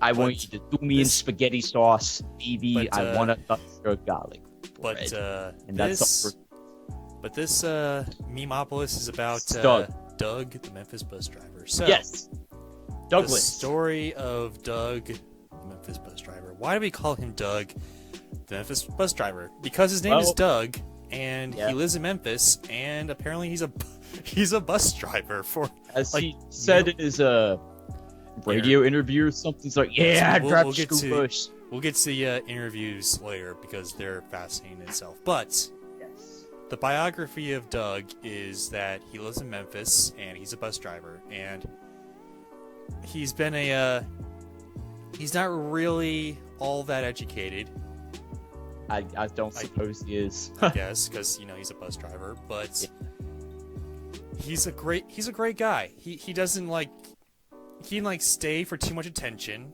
He just went on his interviews, and once the meme kind of petered out, that was it, and he moved on with his life, which was good. Really, He's a very classy man. He's a very classy guy. If we ever in Tennessee again, I am going to search high and low for Doug because I want. we to have meet to this go. man. We have to go the opposite end of the state, furthest away from us, in the top corner in Memphis, if we want to find him. Okay, I'm down with that. I'm sure Because you are. You're Doug- always down to travel. Yeah, I'm down to travel and not become George from It's a Wonderful Life, constantly stuck in my city. Anyway, so And I guess there's this, this comedy shack called Comedy Barn. I guess it's in Dollywood. Is that no, right? Pigeon Forge, Pigeon Forge. That was close. which is where Dollywood is located. Well, there you It's go. not part of Dollywood though. All right then. Um, So there's this so there's this thing that they bring everybody up, bring 4 people up, and which one, by the way, we gotta do that at one point. Yeah, I agree. Like one point, we gotta go to Memphis and just be there, I guess. Although Or go to Pigeon Forge to the Comedy Barn. yeah, just to see the Funny. show, I guess, if we must. But Yeah, it just seemed just kind of bad. But yeah, it's a little cheesy. Probably funny to elderly people, very but cheesy, not to us. like you old rednecks, but Yeah. not us. Anyway, so Doug was there, and he started, I guess he started laughing at the host. The host just it was hilarious. It was he started laughing. He had the mic go on him because he didn't have a mic yet, and Right. Doug just started laughing, and Pretty much. everyone just Pretty started. much. Everyone just started laughing with him, and Yeah. thus a meme was born. And Thus it was, man. oh my gosh, it was great. Wow. It lasted for Yeah. 20 minutes, I think. This whole laughing thing was 20 minutes. It went on for a long time. I know that. This redneck was like, "Oh, turn the mic off, mic Turn the off, mic on! Yeah, pretty much. Mic Turn the off. mic on! turn the mic off, turn the mic off," Pretty much.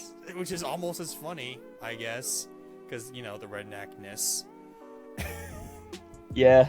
Yeah, it was. Oh man. Anywho, So So yeah, yeah, that, so that happened. that's Memphis bus driver Douglas for you. That's not it yet. Oh, you got more? Oh yes, there is more, son. And like even when he's like doing the sound effect, like he has the he has to people like touch his the host like touch his bald head so he can open his mouth. Even that's like hilarious. Oh yeah, he whacked him with a foam drumstick or something. Yeah, that was hilarious. And then that sprouted, I guess, the Skype call where we got a more in-depth version of Doug at his estate, if you will, the Doug estate. And we saw up close and personal in all the great microphone glory through Skype Doug's full laugh in its entirety, and it is some of the best piece of footage YouTube has ever brought to us. Yeah, and Oh my gosh. the only thing else I'll add is so in the end, I think he got interviewed on many talk shows and stuff, and Yes, he did. Let's talk about that. eventually he like partnered with something called like Laughs Across America, maybe. I can't remember the name, but it was something that he promoted. And then I think he even had an official app on the App Store.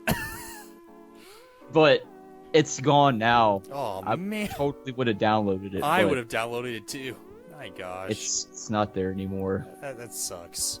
It really does. Anywho, it seems like while he had his 5 seconds of fame, he did try to help out the world. Like He did, which Like- was good. he laughed on his interviews, and he made he made the people laugh with him. And one of the best things is I remember now when he was telling the story about the laugh and how it developed. The first time he ever laughed like that he could remember was when his older brother like tackled him when he was a kid and he fell down. Then he just started laughing like that, like he got me, I guess, or something like that. So then he also said that apparently his mom laughs like that too, which I'm guessing she's dead, so we can't hear that footage, but that would probably be equally hilarious. Oh yes. Oh my gosh. If Oh, wow. So anywho, he tried to help as much as he could. Yeah, Which is great. he did. He got some extra cash in his pocket Yeah. for retirement, which is good for him. And thank you, meme lord Doug. You Yes, inspired thank us. And the best part about it is like we're not laughing at him. His laugh is just so contagious. It we're is. like laughing with him, which is great. Yeah. That's the best kind of memes.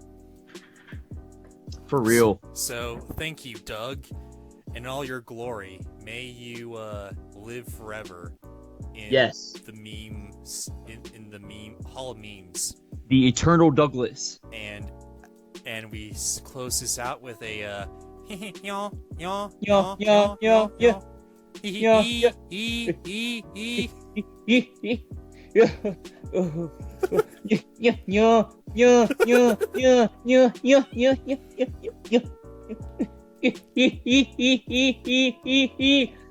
And so on and so forth. And that's all for Memopolis. That's it. Now on to recommendations. All right. This is where we recommend a particular thing that might be underrated, that we picked from our best and worst, that it's not really appreciated, but we recommend that you guys go out and check it out. 100%. Hendry, let's talk about your recommendation for AC/DC. Guys, check out the Power Ridge album. What an underrated album that is. I don't know why it didn't get any more critically acclaim. Or critical acclaim, excuse me. It has the song Riff Raff, which is like one of my top 3 favorites of all time. Riff Raff, street rats. And it's They definitely don't not that. buy that. Thank God it's not the one in Aladdin. Otherwise, they would probably be face palming so hard in the UK right now, in their homes and their mansions. Like, oh, that's pretty bad. Yes. And so I'm glad you liked my Angus Young voice.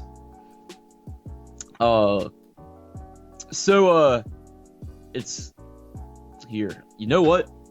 It's hard to describe it, so here's how I'm gonna explain it.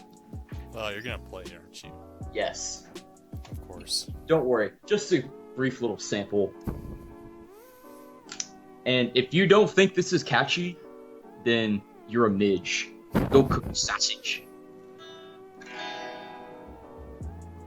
Come on. Oh, that's so catchy.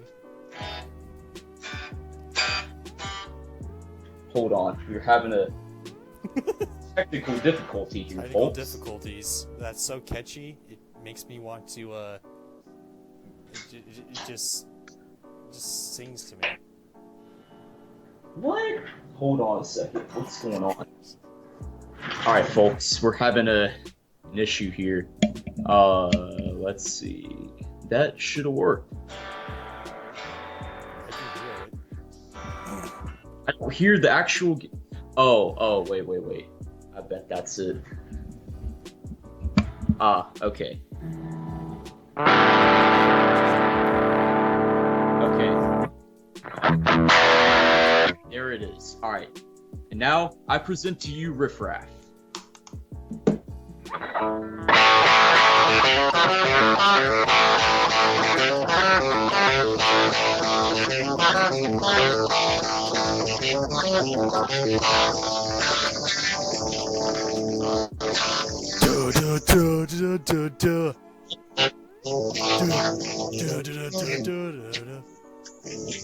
All right, that sounds boneless.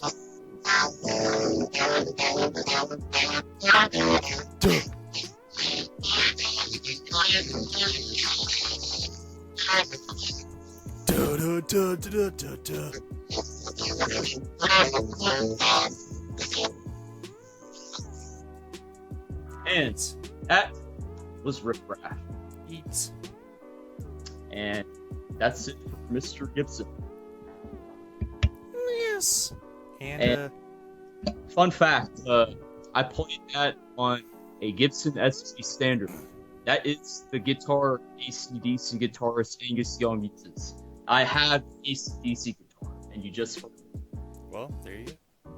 So, in a nutshell, it's got that song.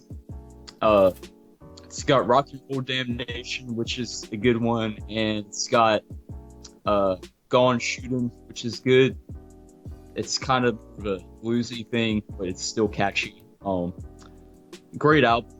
I've got a copy of the original vinyl release. I don't think it's the first run vinyl, but it's probably the second run.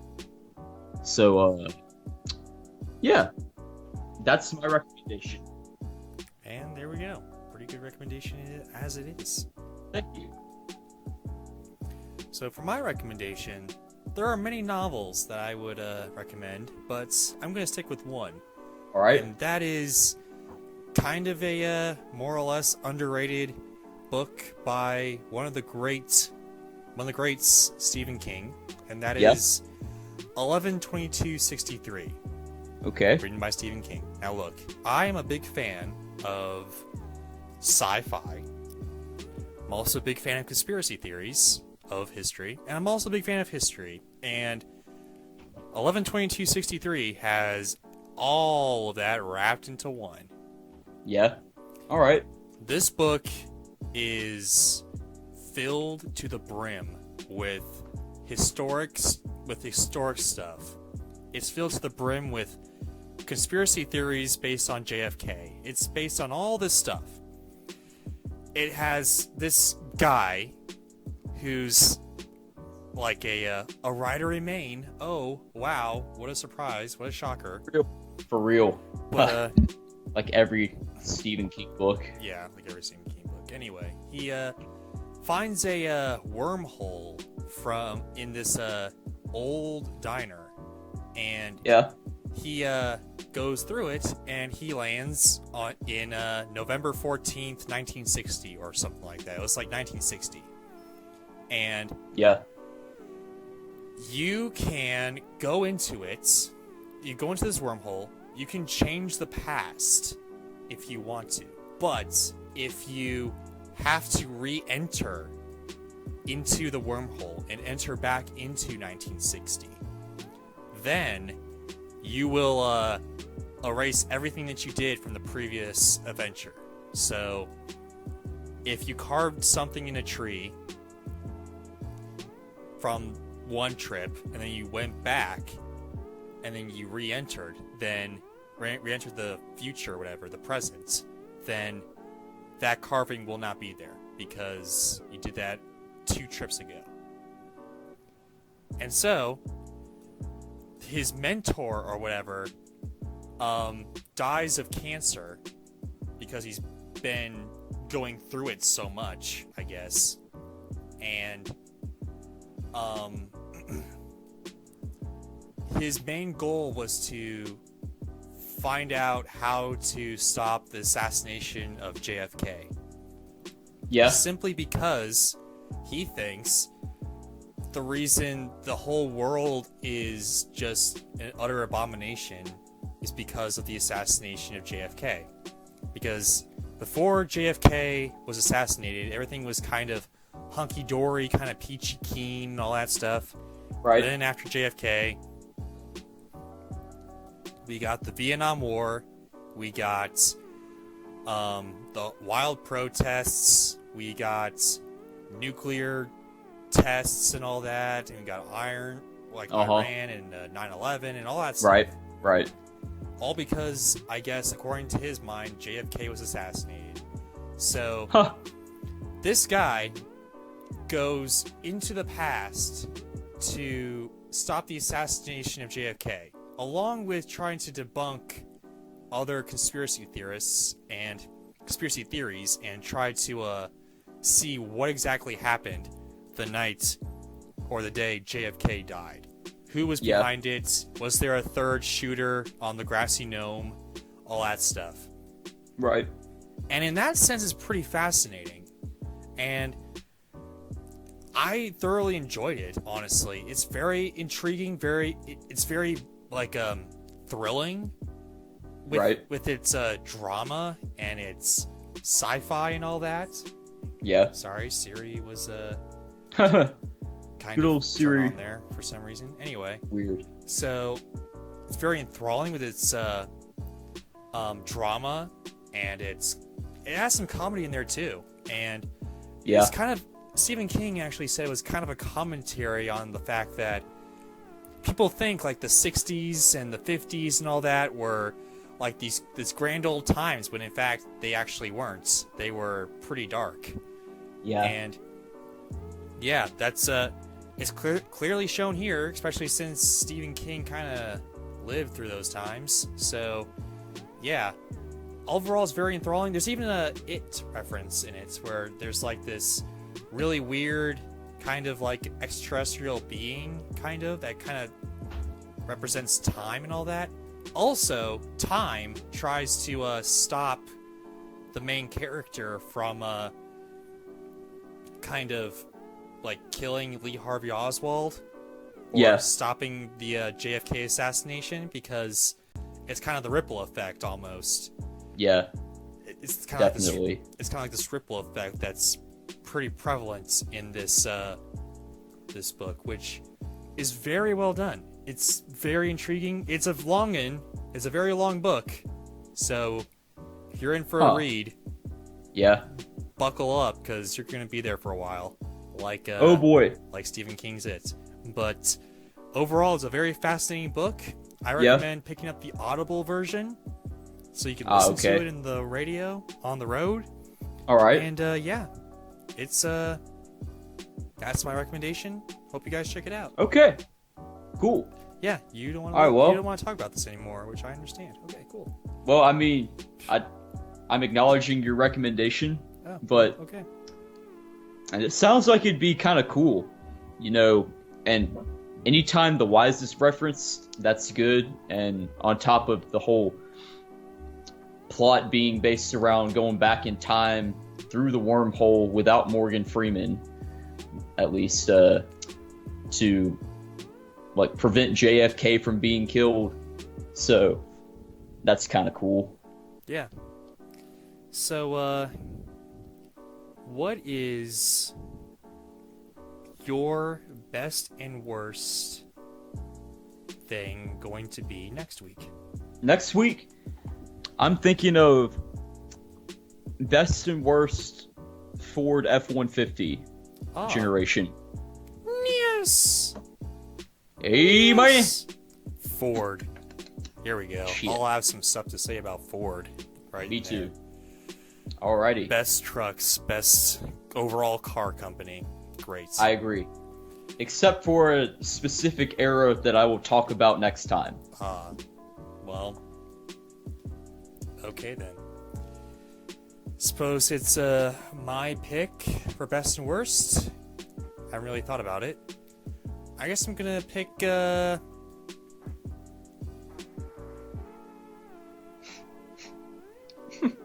Did you hear that? Yes.